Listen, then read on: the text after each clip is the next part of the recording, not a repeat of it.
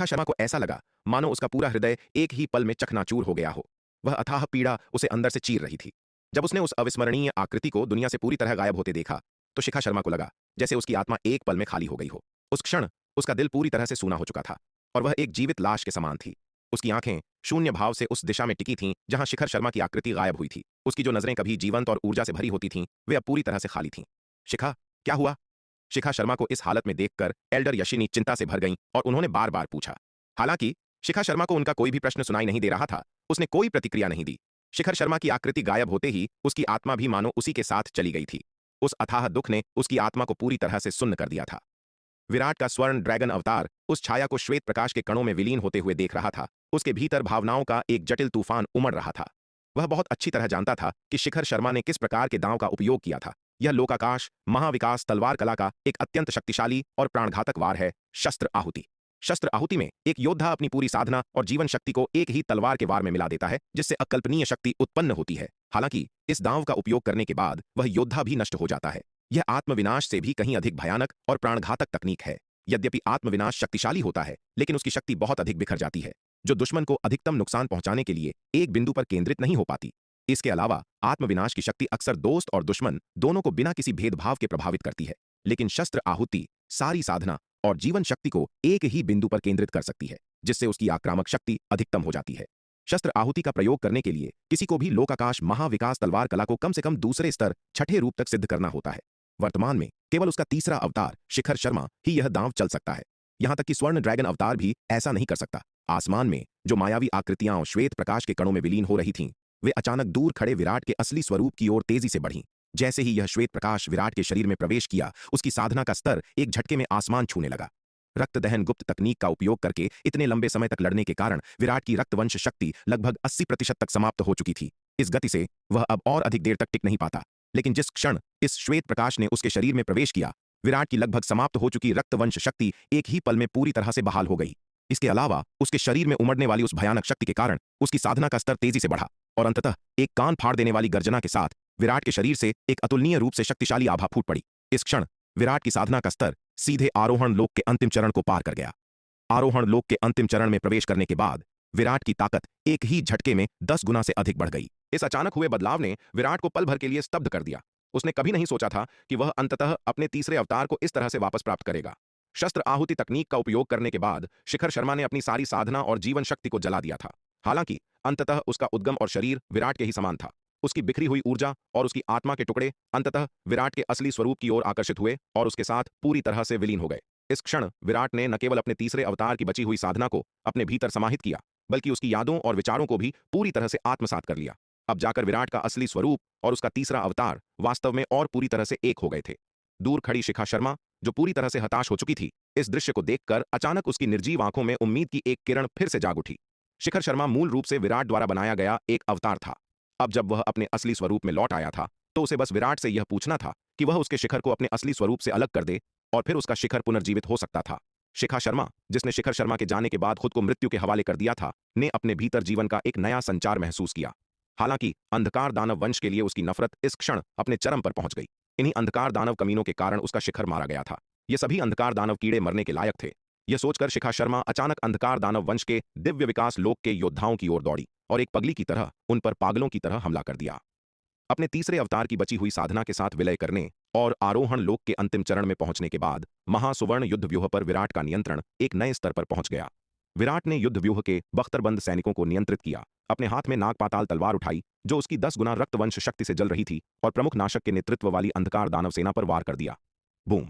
एक भयानक तलवार के वार ने अविश्वसनीय रूप से मजबूत काली दानव ढाल संरचना को चकनाचूर कर दिया, जिससे अंधकार दानव सेना का दुर्जय युद्ध व्यूह 2 हिस्सों में बंट गया। जहां से वह तेज तलवार की रोशनी गुजरी, अनगिनत अंधकार दानव सैनिक राख में बदल गए। इस विनाशकारी तलवार के वार से कम 50 लाख अंधकार दानव सैनिक नष्ट हो गए। यहां तक कि इस सेना का नेतृत्व करने वाला अंधकार दानव सेनापति प्रमुख नाशक भी उसी क्षण मारा गया। प्रमुख नाशक की सेना की संरचना को तोड़ने के बाद विराट ने अपनी नाग पाताल तलवार फिर से उठाई और असुर हिडिम की सेना के युद्ध व्यूह पर वार कर दिया। बूम! एक और पृथ्वी हिला देने वाली गर्जना हुई। असुर हिडिम की अंधकार दानव सेना की संरचना भी इस तलवार के वार से टूट गई, जिसमें 50 लाख से अधिक अंधकार दानव सैनिक मारे गए या घायल हो गए। असुर हिडिम्ब, जो इस सेना की कमान संभाल रहा था, वह भी एक ही वार से मारा गया। अपनी तलवार के केवल 2 वारों से उसने अंधकार दानव सेना के 1 करोड़ से अधिक सदस्यों का सफाया कर दिया था। यह देखकर बचा हुआ असुर सांब भयभीत हो गया। इस गति से भले ही पूरी अंधकार दानव सेना को मिला दिया जाए, वे विराट की कितनी और तलवारों का सामना कर पाएंगे। उस क्षण असुर सांब का दिल पूरी तरह से बैठ गया। उसे लगा कि आज उसका अंत निश्चित है। हालांकि जब विराट ने फिर से नाग पाताल तलवार उठाई तो उसने उसके नेतृत्व वाली अंधकार दानव सेना पर वार नहीं किया, बल्कि दूर आसमान में सेनापति क्रूर पर वार किया। सेनापति क्रूर पारलौकिक क्षेत्र के दानव पुतले के आत्मविनाश और शिखर शर्मा की शस्त्र आहुति द्वारा छोड़े गए प्राणघातक प्रहार की चपेट में आने के बाद अकल्पनीय चोटों का शिकार हुआ था। लेकिन वह आखिरकार प्रथम विपत्ति लोक के चरम पर एक शीर्ष स्तर का योद्धा था और लगातार ऐसे भयानक प्रहार सहने के बाद भी वह जीवित था। हा हा हा, तुम्हारे पास और क्या चालें बची हैं? उन्हें बाहर लाओ और देखो कि क्या तुम मुझे मार सकते हो। सेनापति क्रूर एक खूंखार अभिव्यक्ति के साथ पागलों की तरह हंसा।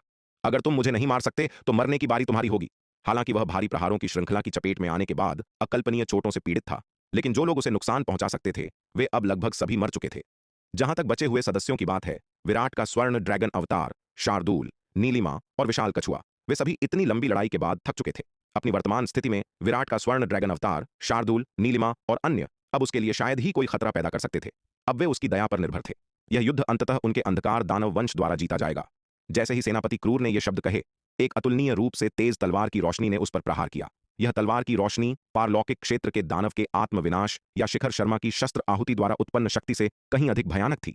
लगातार प्रहारों से पहले ही अधमरा हो चुका सेनापति क्रूर इस तरह के भयानक हमले का मुकाबला नहीं कर सका। नहीं, पास आती तलवार की रोशनी को देखकर सेनापति क्रूर की आंखें आतंक से चौड़ी हो गईं और वह गुस्से से दहाड़ा। लेकिन इससे पहले कि उसकी दहाड़ पूरी होती, भयानक तलवार की रोशनी उस पर आ गिरी। छपाक! तेज तलवार की रोशनी चमकी और सेनापति क्रूर का विशाल शरीर अचानक सुन्न हो गया। फिर अगले ही पल सेनापति क्रूर का विशाल शरीर दो हिस्सों में कट गया। प्रथम विपत्ति लोक के चरम पर मौजूद एक शीर्ष स्तरीय अंधकार दानव योद्धा आखिरकार गिर गया था। एक ही तलवार के वार से सेनापति क्रूर को मारने के बाद विराट का सच्चा सार और रक्तवंश शक्ति पूरी तरह से समाप्त हो गई। विराट द्वारा उन 3 पृथ्वी हिला देने वाले तलवार के प्रहारों को छोड़ने के बाद न केवल विराट बल्कि तलवार सेना के सभी 50 लाख सैनिकों ने भी अपना सारा सच्चा सार और ताकत खो दी। इस क्षण वे अब अपने युद्ध व्यूह और कवच को बनाए नहीं रख सकते थे। एक कान फाड़ देने वाली गर्जना के साथ स्वर्ण कवच दैत्य तुरंत विघटित हो गए और अनगिनत तलवार सेना के सैनिकों में बदल गए। एक समय की शक्तिशाली तलवार सेना जो अब अपने सच्चे सार से वंचित हो गई थी, अब पूरी तरह से उनकी दया पर निर्भर थी। दूर से यह दृश्य देखकर शार्दूल भयभीत हो गया। वह तुरंत आगे की ओर उड़ा और सेनापति क्रूर की कटी हुई लाश के एक हिस्से को निगल लिया। सेनापति क्रूर के शरीर का आधा हिस्सा निगलने के बाद शार्दूल ने अपने स्थानिक स्थानांतरण कौशल का उपयोग किया और पूरी ताकत के साथ विराट की ओर दौड़ा। वह अच्छी तरह जानता था कि विराट की वर्तमान स्थिति कितनी खतरनाक थी। अपने युद्ध व्यूह की सुरक्षा से वंचित और अपना सारा सच्चा सार और रक्तवंश समाप्त करने के बाद विराट और 50 लाख तलवार सेना के सैनिक अब कसाईखाने की भेड़ों की तरह थे। अंधकार दानवों से अपने नेता की रक्षा करने के लिए उसे जल्द से जल्द वहां पहुंचना था। हालांकि सेनापति क्रूर के साथ लगातार लड़ाइयों के बाद वह अपनी सीमा के करीब पहुंच रहा था। अपनी वर्तमान स्थिति में उसकी युद्ध शक्ति लगभग न के बराबर थी। अपनी ताकत वापस पाने का सबसे अच्छा तरीका सेनापति क्रूर की लाश को निगलना था, जो महाविपत्ति लोक का एक अंधकार दानव था। हालांकि सेनापति क्रूर की लाश को निगलने से जहां उसकी ताकत जल्दी वापस आ जाएगी, वहीं इसमें शार्दूल के लिए बहुत बड़ा जोखिम भी था। आखिरकार सेनापति क्रूर की साधना बहुत अधिक थी। वह प्रथम विपत्ति लोक के चरम पर एक शीर्ष स्तर का योद्धा था और उसकी लाश में समाहित ऊर्जा भयानक थी। सेनापति क्रूर की लाश को निगलने से वह फट भी सकता था। लेकिन जब उसने विराट को खतरे में देखा तो शार्दूल ने बाकी सब कुछ नजरअंदाज कर दिया। जैसा कि अपेक्षित था, सेनापति क्रूर की लाश का आधा हिस्सा निगलते ही शार्दूल का पूरा शरीर गुब्बारे की तरह फूलने लगा। भयानक ऊर्जा ने उसके शरीर को खींच लिया, जिससे कई भयानक दरारें पड़ गईं। ऐसा लग रहा था जैसे वह किसी भी क्षण एक जोरदार धमाके के साथ फट जाएगा। शार्दूल! यह देखकर विराट का स्वर्ण ड्रैगन अवतार चिंता से चिल्लाया। मालिक, मैं ठीक हूं। विराट के स्वर्ण ड्रैगन अवतार की पुकार सुनकर शार्दूल ने केवल यही वाक्य कहा और फिर विराट के असली शरीर की ओर सिर के बल दौड़ पड़ा। इस बीच असुर सांप ने विराट को 3 भयानक तलवार के प्रहार करते देखा, जिसने एक के बाद एक प्रमुख नाशक और असुर हिडिंब के नेतृत्व वाली अंधकार दानव सेना को तोड़ दिया और अंतिम प्रहार ने सेनापति क्रूर को 2 हिस्सों में चीर दिया। इस आश्चर्यजनक दृश्य को देखकर असुर सांब भयभीत हो गया। उस क्षण उसमें विराट से आगे लड़ने की हिम्मत नहीं बची। वह पलटा और अपने नेतृत्व वाली अंधकार दानव सेना को भी पीछे छोड़कर अंधकार रसातल की ओर हताशा में भागने लगा। मृत्यु के खतरे का सामना करते हुए अपने प्राणों की रक्षा करना ही सर्वोपरि था। सेनापति क्रूर के पतन को देखकर शेष अंधकार दानव सेना ने लड़ने की सारी इच्छा खो दी और वे सभी दिशाओं में बिखर गए और अंधकार रसातल की ओर हताशा में भागने लगे। इससे विराट और तलवार सेना को जीवित रहने का मौका मिल गया। अगर असुर सांप तुरंत नहीं भागा होता, बल्कि अंधकार दानव सेना का नेतृत्व करके उन पर हमला किया होता, तो विराट और तलवार सेना के जीवित रहने की संभावना बेहद कम होती। आखिरकार भले ही शार्दूल उनकी ओर दौड़ा, वह अभी भी बहुत दूर था। भले ही शार्दूल ने पहुंचने के लिए अपनी पूरी गति वाले स्थानिक स्थानांतरण कौशल का उपयोग किया होता, फिर भी उसे कई सांसों का समय लगता। जबकि कई सांसों का समय छोटा लग सकता है, असुर सांप जैसे अर्ध रूपांतरण लोक के शीर्ष स्तरीय योद्धा के लिए यह 10,000 बार हमला करने के लिए पर्याप्त समय था। शार्दूल के पहुंचने से पहले विराट को मारना उसके लिए बहुत आसान था। कुछ देर भागने के बाद असुर सांप को जल्द ही एहसास हुआ कि कुछ गड़बड़ है, क्योंकि उसने देखा कि कोई भी उनका पीछा नहीं कर रहा था। तार्किक रूप से विराट उसे इतनी आसानी से भागने नहीं देता। असुर सांप ने खुद को थोड़ा शांत किया और मुड़कर विराट की तलवार सेना को देखा, जो युद्ध व्यूह में बख्तरबंद योद्धाओं की एक विशाल सेना थी। उसने देखा कि एक समय की शक्तिशाली सेना पूरी तरह से विघटित हो चुकी थी और बड़ी संख्या में मानव सैनिकों में बदल गई थी। यह देखकर असुर सांप तुरंत समझ गया कि उन 3 तलवार के प्रहारों ने विराट और उसकी सेना को उनकी सीमा तक धकेल दिया था। वे अपनी मूल युद्ध संरचना को भी बनाए नहीं रख सकते थे, तो उनमें लड़ने की शक्ति होने की बात ही छोड़ दें। वह विराट के 3 तलवार के प्रहारों से इतना भयभीत था कि उसने इस पहलू पर विचार ही नहीं किया था। लेकिन अब जब वह शांत हो गया था, तो वह तुरंत समझ गया कि ऐसे भयानक प्रहारों को छोड़ने के लिए कितनी विशाल ऊर्जा की आवश्यकता होती है। इसने निश्चित रूप से विराट और युद्ध व्यूह के सैनिकों के सच्चे सार को पूरी तरह से समाप्त कर दिया होगा। विराट और तलवार सेना के सैनिक व्यावहारिक रूप से कसाई के तख्ते पर पड़ी मछलियों की तरह हैं। विराट और तलवार सेना ने अपनी युद्ध शक्ति खो दी है और सेनापति क्रूर को घेरने वाले मानव योद्धाओं को भी भारी नुकसान उठाना पड़ा है। उनकी लड़ने की ताकत शायद लगभग खत्म हो चुकी है। अब इंसानों से डरने की कोई बात नहीं है। हालांकि सेनापति क्रूर मर चुका है, लेकिन यह उसके लिए कोई बुरी बात नहीं हो सकती है। इस तरह शक्ति सिंधु महाद्वीप को जीतने की अपार उपलब्धि सेनापति क्रूर की नहीं, बल्कि असुर सांब की होगी। ऐसी महान उपलब्धि के साथ भैरव कबीले में उसका रुतबा निश्चित रूप से बहुत ऊंचा उठेगा और वह एल्डर परिषद में भी शामिल हो सकता है। यह सोचकर असुर सांब का दिल तुरंत उत्साहित हो गया। तुम किस लिए भाग रहे हो? वापस जाओ! असुर सांप दहाड़ा। उसने भागती हुई अंधकार दानव सेना को रोकने की पूरी कोशिश की, फिर से एकजुट होना शुरू किया और विराट और तलवार सेना की ओर वापस दौड़ पड़ा। दुर्भाग्य से जब तक वह अपनी सेना को फिर से इकट्ठा करके वापस लौटा, तब तक शार्दूल विराट के पास पहुंच चुका था और 20 लाख मील लंबे एक विशाल बाघ में बदल गया था, जो विराट और तलवार सेना के सैनिकों को वापस दानवनाशक नगर ले जा रहा था। विराट और तलवार सेना के सैनिकों को दानवनाशक नगर वापस पहुंचाने के बाद शार्दूल फिर से आसमान की ओर दहाड़ा, दानवनाशक नगर से बाहर निकला और एक बार फिर असुर सांप के नेतृत्व वाली सेना की ओर दौड़ पड़ा। सेनापति क्रूर की लाश का आधा हिस्सा निगलने के बाद उसने जो विशाल ऊर्जा ग्रहण की थी, वह असहनीय थी। इस क्षण वह केवल अपनी हताशा दूर करना चाहता था। शार्दूल असुर सांप की ओर दौड़ा और उसके तथा पूरी अंधकार दानव सेना के साथ भयंकर युद्ध में उलझ गया। हालांकि शार्दूल की ताकत अपने चरम पर वापस आ गई थी, लेकिन वह असुर सांप और विशाल अंधकार दानव सेना का कोई मुकाबला नहीं था। भयंकर युद्ध में वह लगातार गंभीर रूप से घायल हो रहा था। हालांकि उसके शरीर के भीतर उसे लगातार बनाए रखने वाली विशाल ऊर्जा के कारण उसकी चोटें तेजी से ठीक हो रही थीं। इस क्षण शार्दूल व्यावहारिक रूप से लोहे का एक ऐसा टुकड़ा था जिसे मारा या नष्ट नहीं किया जा सकता था। असुर सांप और उसकी अंधकार दानवों की सेना न केवल उसे मारने में विफल रही, बल्कि शार्दूल उनके कई दिव्य विकास लोक के योद्धाओं को मारने में भी कामयाब रहा। हालांकि असुर सांप फिर से एकजुट हुआ और वापस लौटा, लेकिन वह संभवतः भागने वाले सभी सैनिकों को संगठित नहीं कर सका। अंधकार दानव सेना जिसे वह पुनर्गठित करने में सफल रहा, उसकी संख्या केवल 50 या 60 लाख थी। इसके अलावा भागने की अवधि के बाद पुनर्गठित सेना युद्ध व्यूह समन्वय के मामले में पहले की तुलना में बहुत कम प्रभावी थी। उनकी सेना शार्दूल पर पूर्ण प्रभुत्व शायद ही जमा सकती थी। इस बीच शार्दूल ने असुर सांप की अंधकार दानव सेना के साथ अपनी लड़ाई के माध्यम से सेनापति क्रूर की शक्ति को लगातार परिष्कृत किया, इसे अपनी साधना में बदल दिया। इसका मतलब यह था कि बार बार भारी प्रहार सहने के बावजूद शार्दूल की युद्ध शक्ति अप्रभावित रही। इसके विपरीत प्रत्येक लड़ाई के साथ वह और मजबूत होता गया। आधे घंटे की लड़ाई के बाद एक कान फाड़ देने वाली गर्जना हुई और शार्दूल से एक अतुलनीय रूप से शक्तिशाली आभा फूट पड़ी।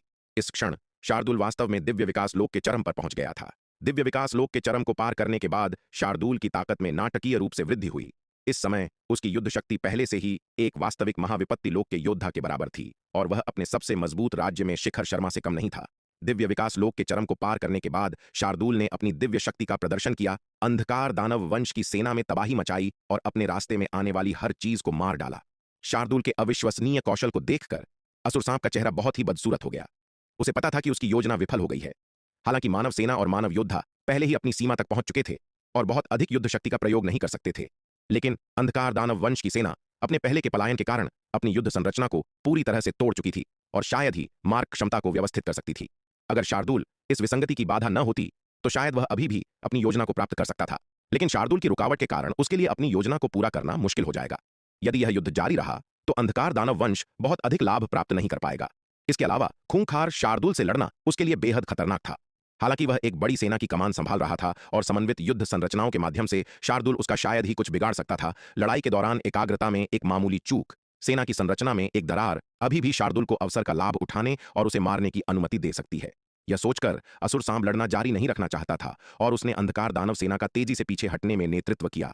असुर सांप और उसके अंधकार दानव योद्धाओं को अपनी सेना का नेतृत्व करते हुए भागने का प्रयास करते देख शार्दूल और मानव सेना उनका पीछा करना चाहते थे, लेकिन इस क्षण विराट के स्वर्ण ड्रैगन अवतार ने आदेश दिया उनका पीछा मत करो, उन्हें जाने दो। इस लड़ाई में दिव्य विकास लोक के विशेषज्ञ और सेना के सैनिक दोनों ही अपनी सीमा तक पहुंच चुके थे। पीछा जारी रखने से और अधिक अंधकार दानव मारे जा सकते हैं, लेकिन मानव जाति को इससे भी भारी कीमत चुकानी पड़ेगी। इस लड़ाई में मानव जाति द्वारा दिए गए बलिदान बहुत बड़े रहे हैं और विराट वास्तव में उनके बीच कोई और हताहत नहीं देखना चाहता था। विराट के शब्द सुनकर शार्दूल ने तुरंत अपना पीछा रोक दिया और अंधकार दानव वंश का पीछा कर रही मानव सेना भी पीछे हट गई। मानव जाति ने अंततः यह युद्ध जीत लिया था, लेकिन अविश्वसनीय रूप से क्रूर युद्ध के मैदान को देखते हुए इस क्षण मानव जाति के शक्तिशाली लोगों और सैनिकों को जीत की कोई खुशी महसूस नहीं हुई, बल्कि उनका दिल बहुत भारी था।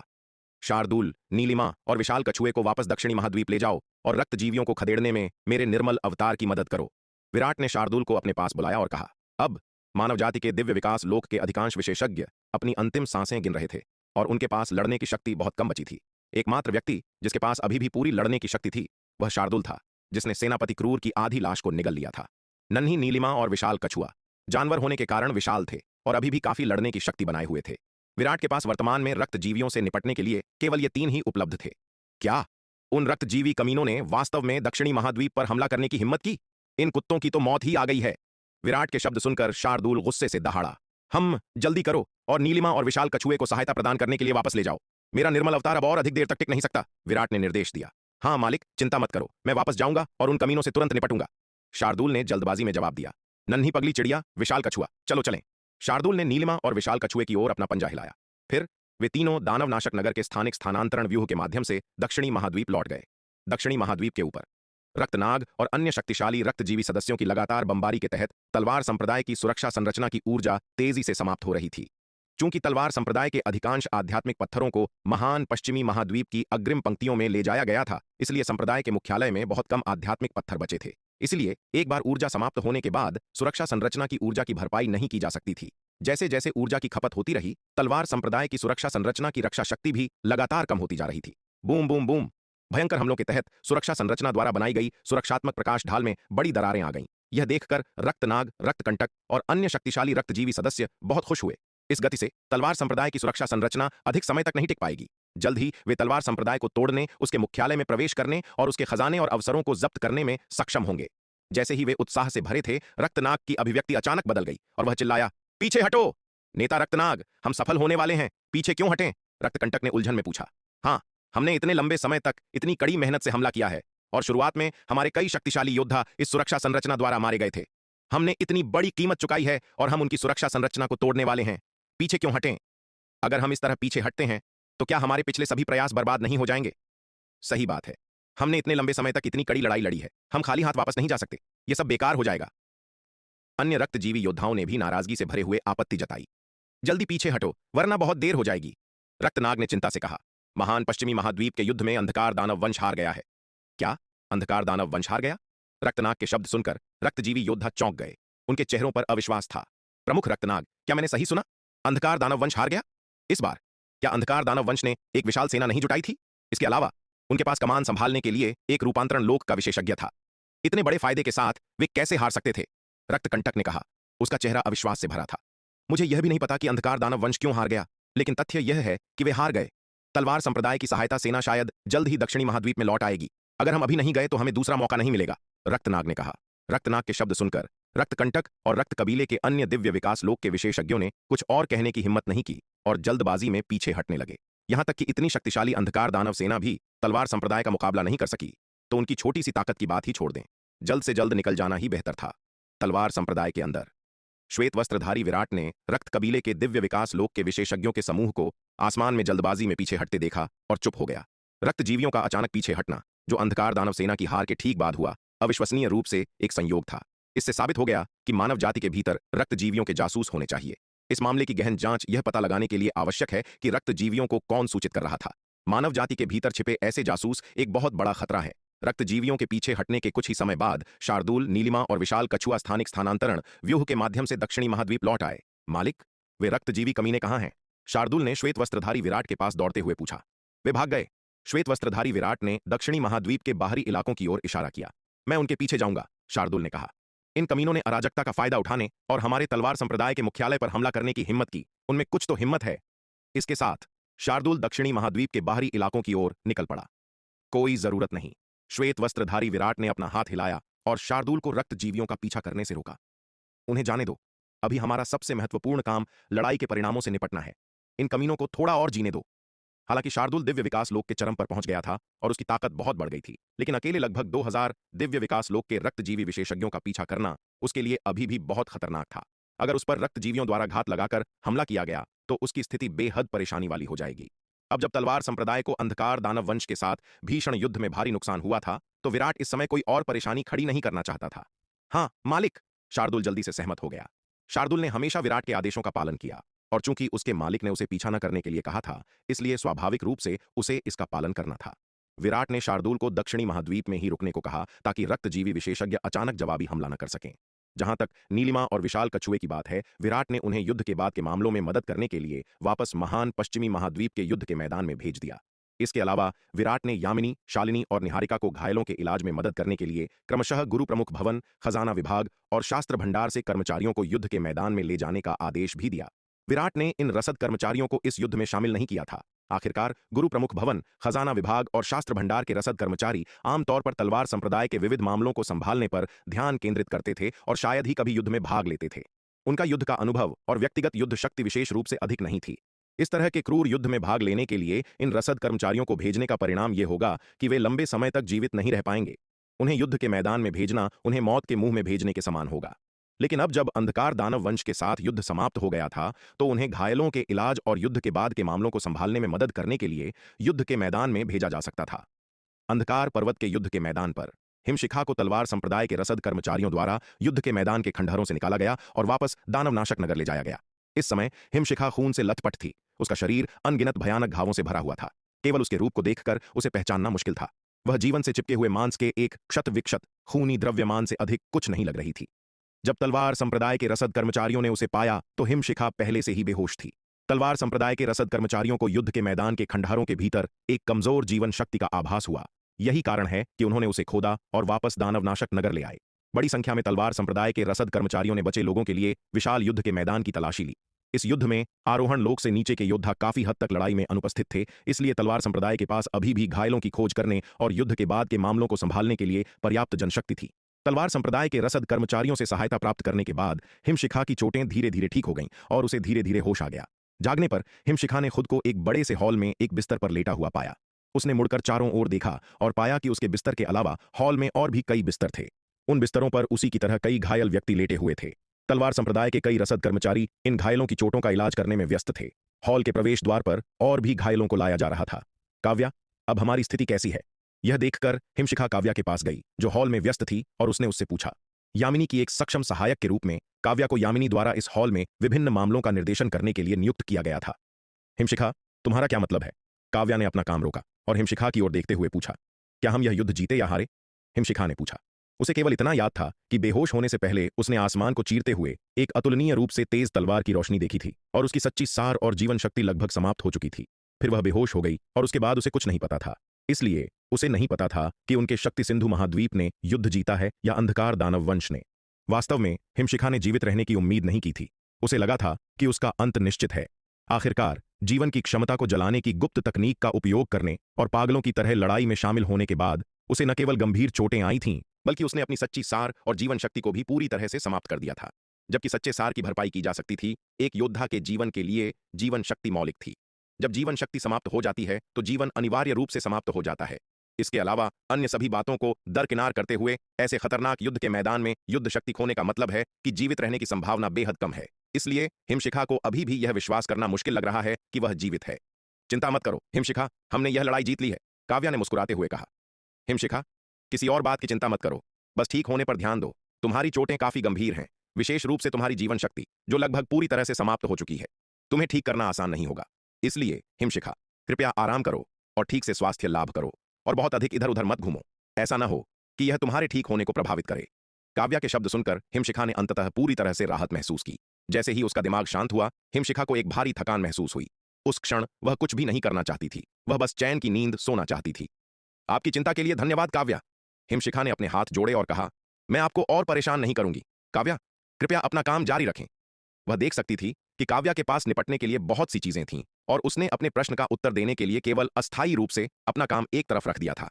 अब जब वह जानती थी कि मानव जाति ने लड़ाई जीत ली है, तो वह काव्या के काम में और बाधा नहीं डालना चाहती थी। इसके अलावा वह शारीरिक और मानसिक दोनों रूप से बेहद थका हुआ महसूस कर रही थी और बस रात को अच्छी नींद लेना चाहती थी। इसके साथ ही हिमशिखा दांव संघ मुख्यालय लौटने के लिए स्थानिक स्थानांतरण व्यूह के माध्यम से अपने निवास पर वापस जाने के इरादे से हॉल के बाहर की ओर चल पड़ी। हालांकि उसने कुछ ही कदम उठाए थे कि उसे लगा कि वह और आगे नहीं चल सकती। इस समय उसका शरीर बहुत कमजोर था और सामान्य रूप से चलना भी काफी मुश्किल था। अपनी वर्तमान स्थिति में वह शायद अपने दम पर दानवनाशक नगर के स्थानिक स्थानांतरण व्यूह तक नहीं पहुंच पाए। हिमशिखा ने काव्या और तलवार संप्रदाय के अन्य रसद कर्मचारियों की ओर देखा जो हॉल में व्यस्त थे और अंततः उनसे मदद मांगने का विचार छोड़ दिया। इस क्षण तलवार संप्रदाय के सभी रसद कर्मचारी अन्य घायलों के इलाज में बेहद व्यस्त थे। वह वास्तव में अपने व्यक्तिगत मामलों के कारण उनके काम में खलल नहीं डालना चाहती थी। आखिरकार इस समय उनका समय बहुत कीमती था और उनके द्वारा निकाला गया हर अतिरिक्त समय एक और व्यक्ति की जान बचा सकता था। अंत में हिमशिखा ने अपने बिस्तर पर लौटने और लेटने का फैसला किया। हालांकि हॉल शोर शराबे से भरा हुआ था और बिस्तरों से भरा था, लेकिन वातावरण स्वाभाविक रूप से दांव संघ मुख्यालय में उसके निवास से काफी खराब था। लेकिन दूसरों को परेशान न करने के लिए हिमशिखा ने अभी के लिए इसी से काम चलाने का फैसला किया। उसके लिए इस लड़ाई में मानव जाति की जीत ही सबसे बड़ी खुशी थी। इसके अलावा वह इस लड़ाई में जीवित रहने में सक्षम थी, यह भी उसके लिए सबसे बड़ा सौभाग्य था। मानव जाति जीत गई और वह बच गई तो उसे सोने की जगह की परवाह क्यों होनी चाहिए। हिमशिखा बिस्तर पर लेट गई, अपनी आंखें बंद कर लीं और जल्दी ही सो गई। हालांकि वह इस शोर शराबे वाले हॉल में लेटी थी, लेकिन हिमशिखा बहुत गहरी नींद सोई। दानवनाशक नगर में अनगिनत लोग आने जाने में व्यस्त थे। हालांकि विराट की अपनी स्थिति भी काफी गंभीर थी, फिर भी उसने अपने स्वर्ण ड्रैगन अवतार को व्यक्तिगत रूप से सफाई के काम की देखरेख के लिए रखा। पूरे 1 महीने की प्रक्रिया के बाद इस लड़ाई का सफाई कार्य आखिरकार समाप्त हो गया। विराट ने इस लड़ाई में मानव जाति के हताहतों की संख्या गिनी और उसका दिल बहुत भारी महसूस हुआ। इस लड़ाई में मानव जाति की आरोहण लोक की सेना को 2 करोड़ हताहतों का सामना करना पड़ा। मारे गए आरोहण लोक के सैनिकों की संख्या मानव जाति के आरोहण लोक के सैनिकों की कुल संख्या की लगभग आधी थी। मानव जाति के दिव्य विकास लोक के विशेषज्ञों के मरने वालों की संख्या भी 70,000 से अधिक हो गई, जो कि मानव जाति के दिव्य विकास लोक के विशेषज्ञों की संख्या के लगभग आधे के करीब थी। इसके अलावा युद्ध में मारे गए इन मानव जाति के विशेषज्ञों में अध्यक्ष Janardan, elder Kunal, elder Jaidev, elder Tushar और एल्डर गिरिराज जैसी उच्च पदस्थ मानव जातियां शामिल थीं। युद्ध में मारे गए कई दिव्य विकास लोक के विशेषज्ञों में विराट के कई दोस्त भी शामिल थे, जैसे जयवर्धन और कुंवर चंद्रभान। विराट दानव नाशक नगर की शहर की दीवार के ऊपर खड़ा होकर बाहर के भयानक युद्ध के मैदान को देख रहा था। पश्चिमी हवा उसके कपड़ों को फड़फड़ा रही थी और डूबते सूरज की खून जैसी लाल चमक शहर की दीवार के ऊपर के बैनरों और खून से सनी धरती पर चमक रही थी। अपने सामने इस दृश्य को देखकर विराट का दिल पूरी तरह से बैठ गया। भाई विराट, शांत हो जाओ, अपने आप पर बहुत अधिक दबाव मत डालो। हम पहले से ही बहुत भाग्यशाली हैं कि हमने इस लड़ाई में अंतिम जीत हासिल की है। अगर युद्ध में मारे गए उन मानव नायकों की आत्माओं को यह परिणाम पता चलता तो वे बहुत संतुष्ट होते। इस क्षण विराट के बगल में एक आवाज गूंजी जिसने उसे सांत्वना दी। विराट ने अपना सिर घुमाया और देखा कि उपाध्यक्ष दिवाकर शराब की एक तुम्बी लिए उसकी ओर आ रहे हैं। उपाध्यक्ष दिवाकर विराट के पास पहुंचे, न शहर की दीवार थपथपाई और डूबते सूरज में नहाए युद्ध के मैदान को देखा। उन्होंने आह भरते हुए कहा, जब से कई लाख साल पहले अंधकार दानव वंश की सेना अचानक शक्ति सिंधु महाद्वीप पर उतरी है, तब से शक्ति सिंधु महाद्वीप के अनगिनत देशभक्तों ने अंधकार दानव वंश के आक्रमण के खिलाफ लड़ाई के लिए खुद को समर्पित कर दिया है। इन लाखों वर्षों में अनगिनत नायकों ने अपने प्राणों की आहुति दी है। विदेशी आक्रमण से हमारी मातृभूमि की रक्षा के लिए युद्ध के मैदान में अपना खून बहाया है। युद्ध के मैदान में मरना दांव संघ के योद्धाओं की पीढ़ियों की अंतिम नियति बन गया है। जिस क्षण हमने युद्ध के मैदान में कदम रखा, हम सभी अपना भाग्य स्वीकार करने के लिए तैयार थे। इसके साथ ही उपाध्यक्ष दिवाकर ने शराब का एक घूंट लिया। दांव संघ के उपाध्यक्ष के रूप में लाखों वर्षों से सीमा की रक्षा करने के कारण वह जीवन और मृत्यु के अभ्यस्त हो चुके थे, लेकिन समान रूप से वह विराट की भावनाओं को सबसे अच्छी तरह समझते थे। लाखों वर्षों तक उन्होंने अपने प्रियजनों को युद्ध के मैदान में एक एक करके मरते हुए देखा था। उन्होंने उस असहनीय पीड़ा का कई बार अनुभव किया था। उपाध्यक्ष दिवाकर ने शराब का एक घूंट लिया और तुम्बी विराट को देते हुए कहा, एक घूंट लेना चाहोगे? विराट ने तुम्बी ली, एक बड़ा घूंट लिया और अंधकार रसातल की ओर देखा। उसकी आंखें ठंडी थीं, क्योंकि उसने कहा, मैं अंधकार दानव वंश के खिलाफ इस खून के कर्ज का बदला जल्द या बाद में लूंगा। अंधकार दानव वंश ने शक्ति सिंधु महाद्वीप पर बहुत अधिक तबाही मचाई थी। उनके आक्रमण के कारण अनगिनत मौतें और अलगाव हुए थे, जिससे शक्ति सिंधु महाद्वीप को अपार कष्ट और पीड़ा हुई थी। अंधकार दानव वंश और शक्ति सिंधु महाद्वीप के बीच खून की दुश्मनी एक शाश्वत अघुलनशील दुश्मनी थी। खून का कर्ज खून से चुकाना होगा। अंधकार रसातल। असुर सांप ने इस लड़ाई में अंधकार दानव वंश के नुकसान का आकलन करने में काफी समय बिताया। पूरी तरह से सूची बनाने के बाद परिणामों ने असुर सांप की रीढ़ में सिहरन पैदा कर दी। इस लड़ाई में अंधकार दानव वंश को हुआ नुकसान बहुत विनाशकारी था। मारे गए आरोहण लोक के अंधकार दानवों की संख्या ही 50 लाख से अधिक हो गई। भैरव कबीले द्वारा लाए गए 7 करोड़ आरोहण लोक के सैनिकों में से अधिकांश इस लड़ाई में मारे गए और 3 लाख दिव्य विकास लोक के सैनिकों में से 2 लाख से अधिक मारे गए, जो उनके बल के 2/3 से अधिक का प्रतिनिधित्व करते हैं। इस तरह के भारी नुकसान केवल अपंग कर देने वाली क्षति से परे थे। भैरव कबीले पर प्रभाव विनाशकारी था। इस लड़ाई के बाद भैरव कबीला पूरी तरह से अपंग हो गया था। अब से भैरव कबीला कभी भी आसपास के कबीलों के साथ प्रतिस्पर्धा नहीं कर पाएगा। लड़ाई में हताहतों की संख्या प्राप्त करने के बाद असुर सांब अंधकार रसातल में कई दिनों तक गतिहीन बैठा रहा। इस तरह के भारी नुकसान ने उसे एल्डर द्रोण के पास लौटने और रिपोर्ट करने में झिझक महसूस कराई। कई दिनों तक हिचकिचाने के बाद असुर सांब अंततः स्थानिक मार्ग से भैरव कबीले में लौट आया। वह वैसे भी फंसा हुआ था और इस मामले में अनिश्चित काल तक देरी नहीं की जा सकती थी।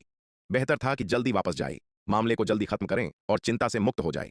अरे अरे, जरा ठहरिए। अगर आप इस कहानी को पूरा बिना कट और दमदार आवाज में सुनना चाहते हैं तो अभी प्ले स्टोर पर जाएं, मिनी एफएम ऐप डाउनलोड करें और कहानी की दुनिया में खो जाए, जहां हर एपिसोड में है सस्पेंस, रोमांच और पूरा मजा। अभी डाउनलोड करें और सुनने का मजा कई गुना बढ़ा दें। अंधकार दानव लोक, भैरव कबीला, परिषद कक्ष में। असुर सांब की रिपोर्ट सुनने के बाद एल्डर द्रोण अपनी सीट से उछल पड़े। तुमने क्या कहा? तुम हार गए? एल्डर द्रोण ने असुर सांब पर गुस्से से दहाड़ते हुए कहा। इतनी भारी कीमत चुकाने के बाद भी तुम हार गए? एल्डर द्रोण के गुस्से का सामना करते हुए असुर सांप नीचे खड़ा होकर कांप रहा था और उसकी एक आवाज निकालने की भी हिम्मत नहीं हो रही थी। बेकार, बेकार कचरे का एक झुंड। एल्डर द्रोण की गुस्सैल दहाड़ हॉल में गूंज उठी। एल्डर द्रोण ने नीचे असुर सांप को घूरा। उनका गुस्सा इतनी तेजी से जल रहा था कि वह उसे भस्म करना चाहते थे। लेकिन एल्डर द्रोण बहुत अच्छी तरह जानते थे कि भले ही उन्होंने असुर सांप को मार डाला, लेकिन यह निरर्थक होगा। इसके अलावा शक्ति सिंधु महाद्वीप से परिचित अंधकार दानवों में से केवल असुर सांप ही वर्तमान में जानकार है। यदि वह मारा जाता है तो एल्डर द्रोण महाद्वीप से परिचित दूसरा अंधकार दानव कहां से लाएंगे? यह सोचकर एल्डर द्रोण ने अपनी हत्या की नीयत को जबरन दबा दिया। मैंने पहले ही कहा था कि सेनापति क्रूर, वह निकम्मा, भरोसेमंद नहीं है। अब देखो क्या हुआ। तुमने मेरी बात नहीं मानी, जिससे हमारे भैरव कबीले को इतना भारी नुकसान हुआ और अंत में हम यह युद्ध भी हार गए। इस क्षण एल्डर मकराक्ष ने आग में घी डालने के अवसर का लाभ उठाया। एल्डर मकराक्ष के शब्द सुनकर एल्डर तिमिरा ने उसे ऐसे देखा जैसे वह कोई बेवकूफ हो। क्या यह बेवकूफ दिमागीन है? अब भी वह किसी गिरे हुए व्यक्ति पर लात मार रहा है। अगर सेनापति क्रूर नहीं मरा होता तो शायद उसकी बातों का कुछ असर होता, जिससे एल्डर द्रोण अपना सारा गुस्सा सेनापति क्रूर पर निकाल देते।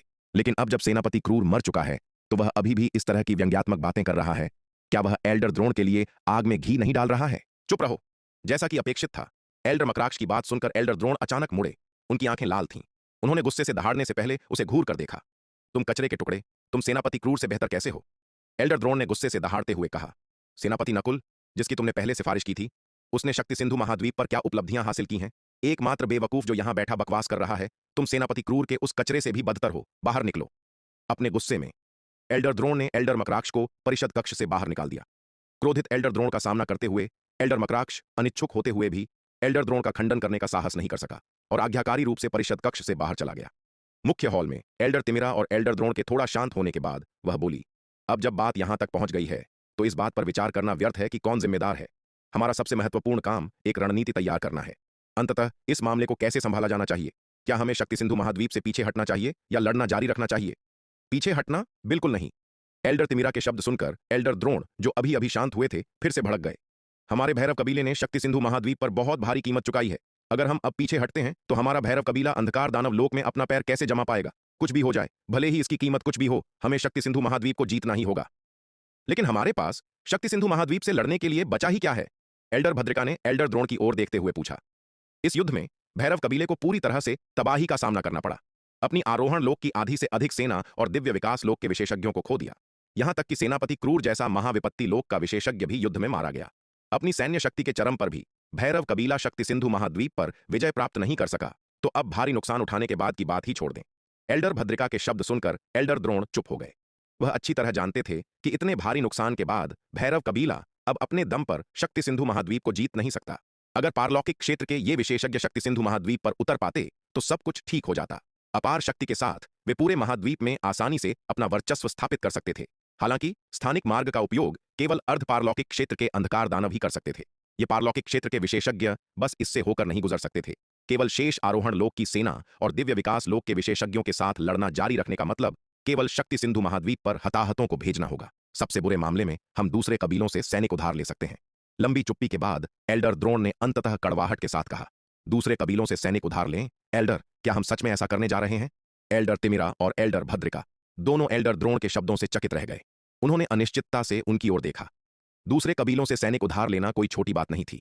अंधकार दानव लोक के नियमों में युद्ध के दौरान किसी कबीले द्वारा जीता गया कोई भी क्षेत्र पूरी तरह से उसी कबीले का होता था और कोई अन्य कबीला उसका लालच नहीं कर सकता था।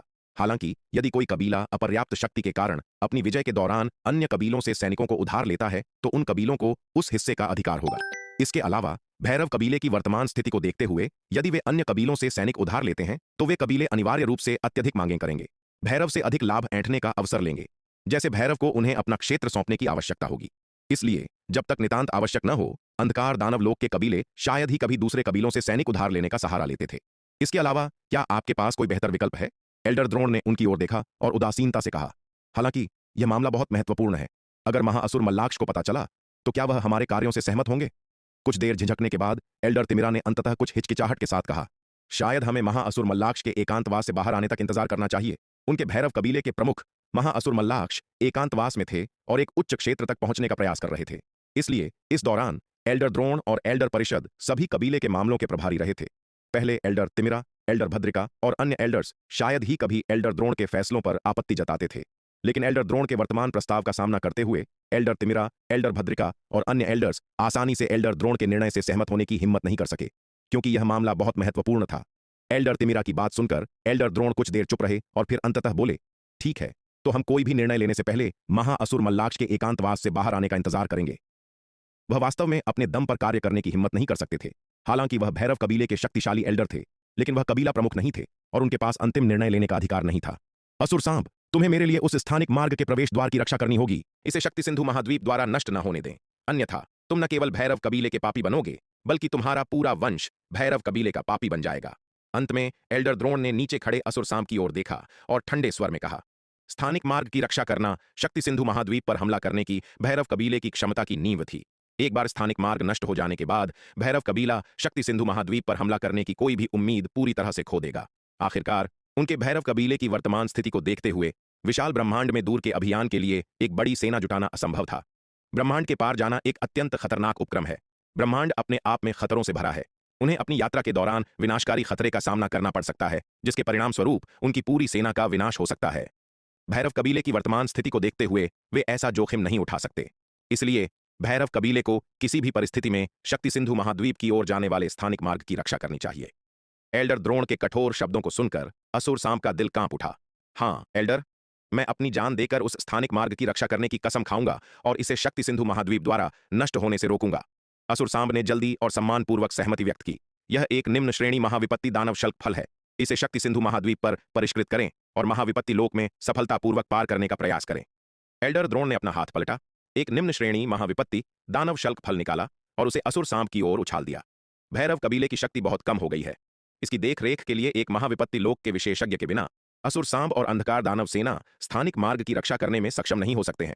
इसलिए यह सुनिश्चित करने के लिए कि सब कुछ सुचारू रूप से चले, एल्डर द्रोण ने असुर सांब को एक निम्न श्रेणी महाविपत्ति दानव शल्क फल प्रदान किया। हालांकि यह निम्न श्रेणी का दानव शल्क फल पहले सेनापति क्रूर को दिए गए फल से बहुत कमतर था, फिर भी इसने अंधकार दानव वंश को महाविपत्ति लोक में प्रवेश करने में बहुत मदद की।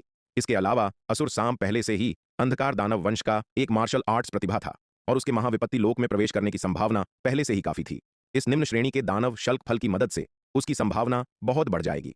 एल्डर द्रोण की शक्ति को देखते हुए उनका वर्तमान अधिकार केवल एक और निम्न श्रेणी महाविपत्ति दानव शल्क फल प्रदान करने तक ही सीमित था। वह उच्च श्रेणी के फलों पर निर्णय नहीं ले सकते थे। आखिरकार शक्ति सिंधु महाद्वीप के खिलाफ युद्ध में भैरव कबीले की लगातार हार ने ग्रैंड एल्डर के रूप में उनकी प्रतिष्ठा को काफी प्रभावित किया था। यदि वह उच्च श्रेणी का दानव शल्क फल प्रदान करना चाहते हैं तो एल्डर परिषद सहमत नहीं हो सकती है। आपके इस उदार उपहार के लिए धन्यवाद एल्डर। यह देखकर असुर सांब बहुत खुश हुआ और एल्डर द्रोण द्वारा फेंके गए दानव शल्क फल को जल्दी से स्वीकार कर लिया। अत्यंत सम्मान के साथ अपना आभार व्यक्त किया। यह अधीनस्थ निश्चित रूप से अपना कर्तव्य निभाएगा और स्थानिक मार्ग की रक्षा करने की कसम खाएगा। भले ही मैं टुकड़ों में टूट जाऊं, मैं किसी भी हालत में शक्ति सिंधु महाद्वीप को स्थानिक मार्ग को नष्ट नहीं करने दूंगा। हम बहुत अच्छा। असुर सांब की गंभीर गारंटी को सुनकर एल्डर द्रोण के चेहरे के भाव काफी नरम हो गए। उन्होंने शांति से कहा, मुझे उम्मीद है कि तुम अपनी बात रखोगे और मुझे निराश नहीं करोगे। जाओ। हाँ एल्डर। असुर सांब ने फिर से सम्मानपूर्वक सिर झुकाया, पलटा और परिषद कक्ष से बाहर चला गया। असुर सांब को एक निम्न श्रेणी महाविपत्ति दानव शल्क फल प्रदान करने के अलावा एल्डर द्रोण ने 50,000 दिव्य विकास लोक के सैनिकों को भी स्थानिक मार्ग से होकर शक्ति सिंधु महाद्वीप के अंधकार रसातल की यात्रा करने के लिए जुटाया, ताकि असुर सांब को मार्ग की रक्षा करने में मदद मिल सके। 50,000 की यह दिव्य विकास लोक की सेना भैरव कबीले की अंतिम बची हुई शक्ति का प्रतिनिधित्व करती थी, जिसे वह जुटा सकता था। इन सैनिकों को जुटाने के लिए उन्होंने कुछ महत्वपूर्ण भैरव क्षेत्रों की रक्षा भी छोड़ दी। भैरव कबीले के लिए शक्ति सिंधु महाद्वीप के स्थानिक मार्ग की रक्षा करना अब सबसे महत्वपूर्ण मामला था। बाकी सब कुछ बाद में आता था। इसके अलावा एल्डर द्रोण ने पहले ही दूसरे कबीलों से सैनिक उधार लेने का फैसला कर लिया था। उन्होंने कुछ महत्वपूर्ण क्षेत्रों का बचाव किया या नहीं, इसका कोई परिणाम नहीं था।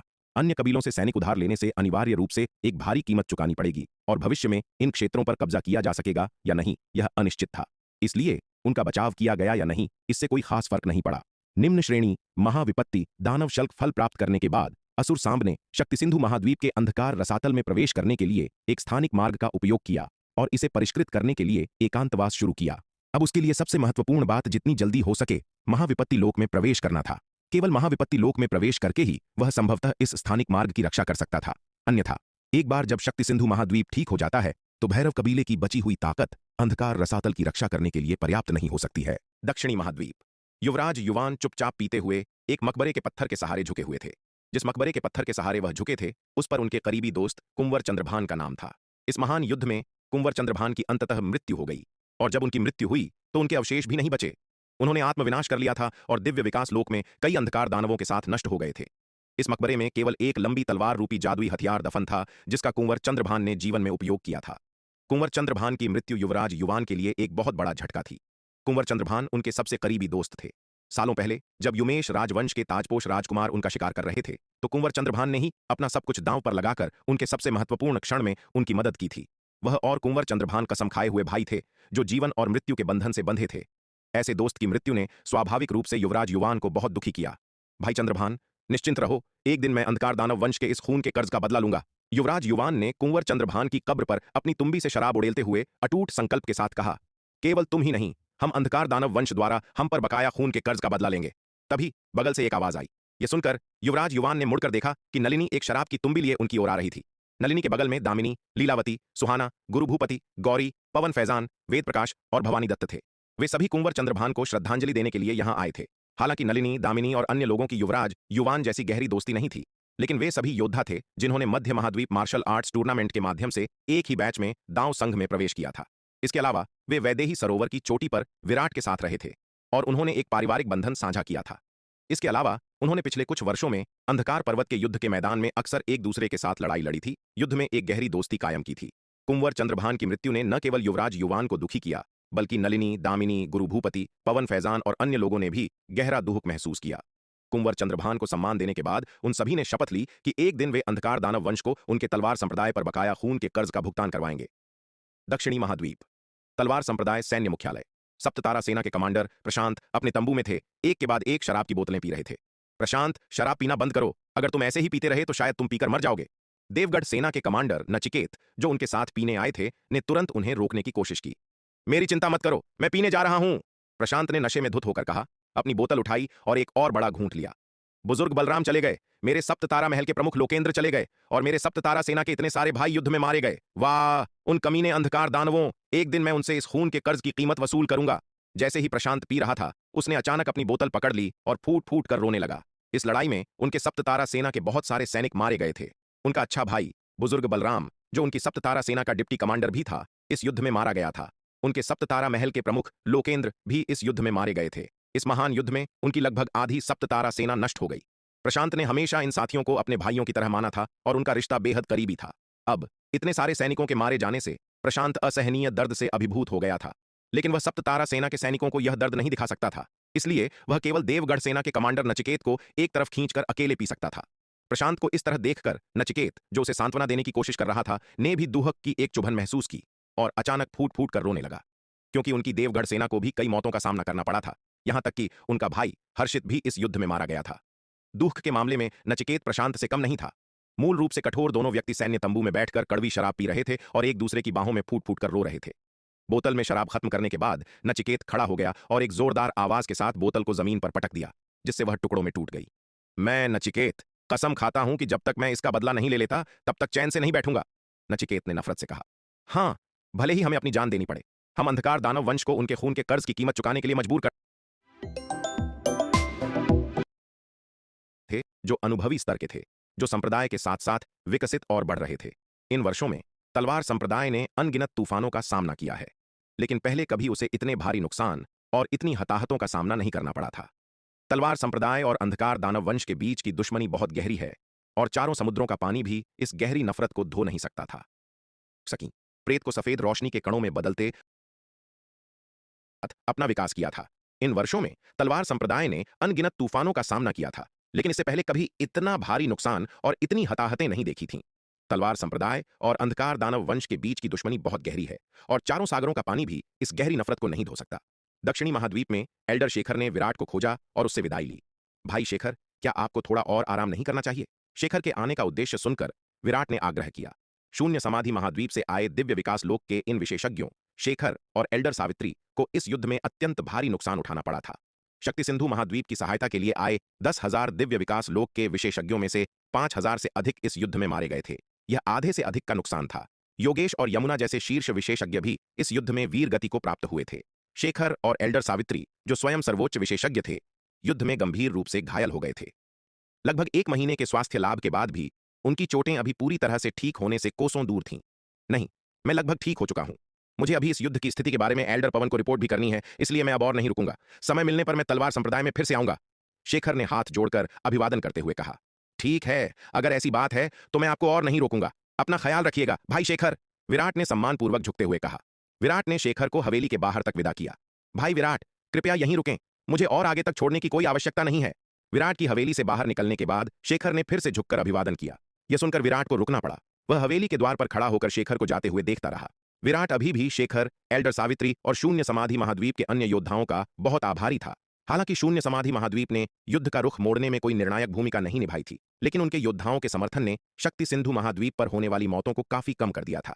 यदि शून्य समाधि महाद्वीप के योद्धाओं का समय पर समर्थन नहीं मिलता तो शक्ति सिंधु महाद्वीप को दिव्य विकास लोक के स्तर पर और भी कई गुना अधिक हताहतों का सामना करना पड़ता।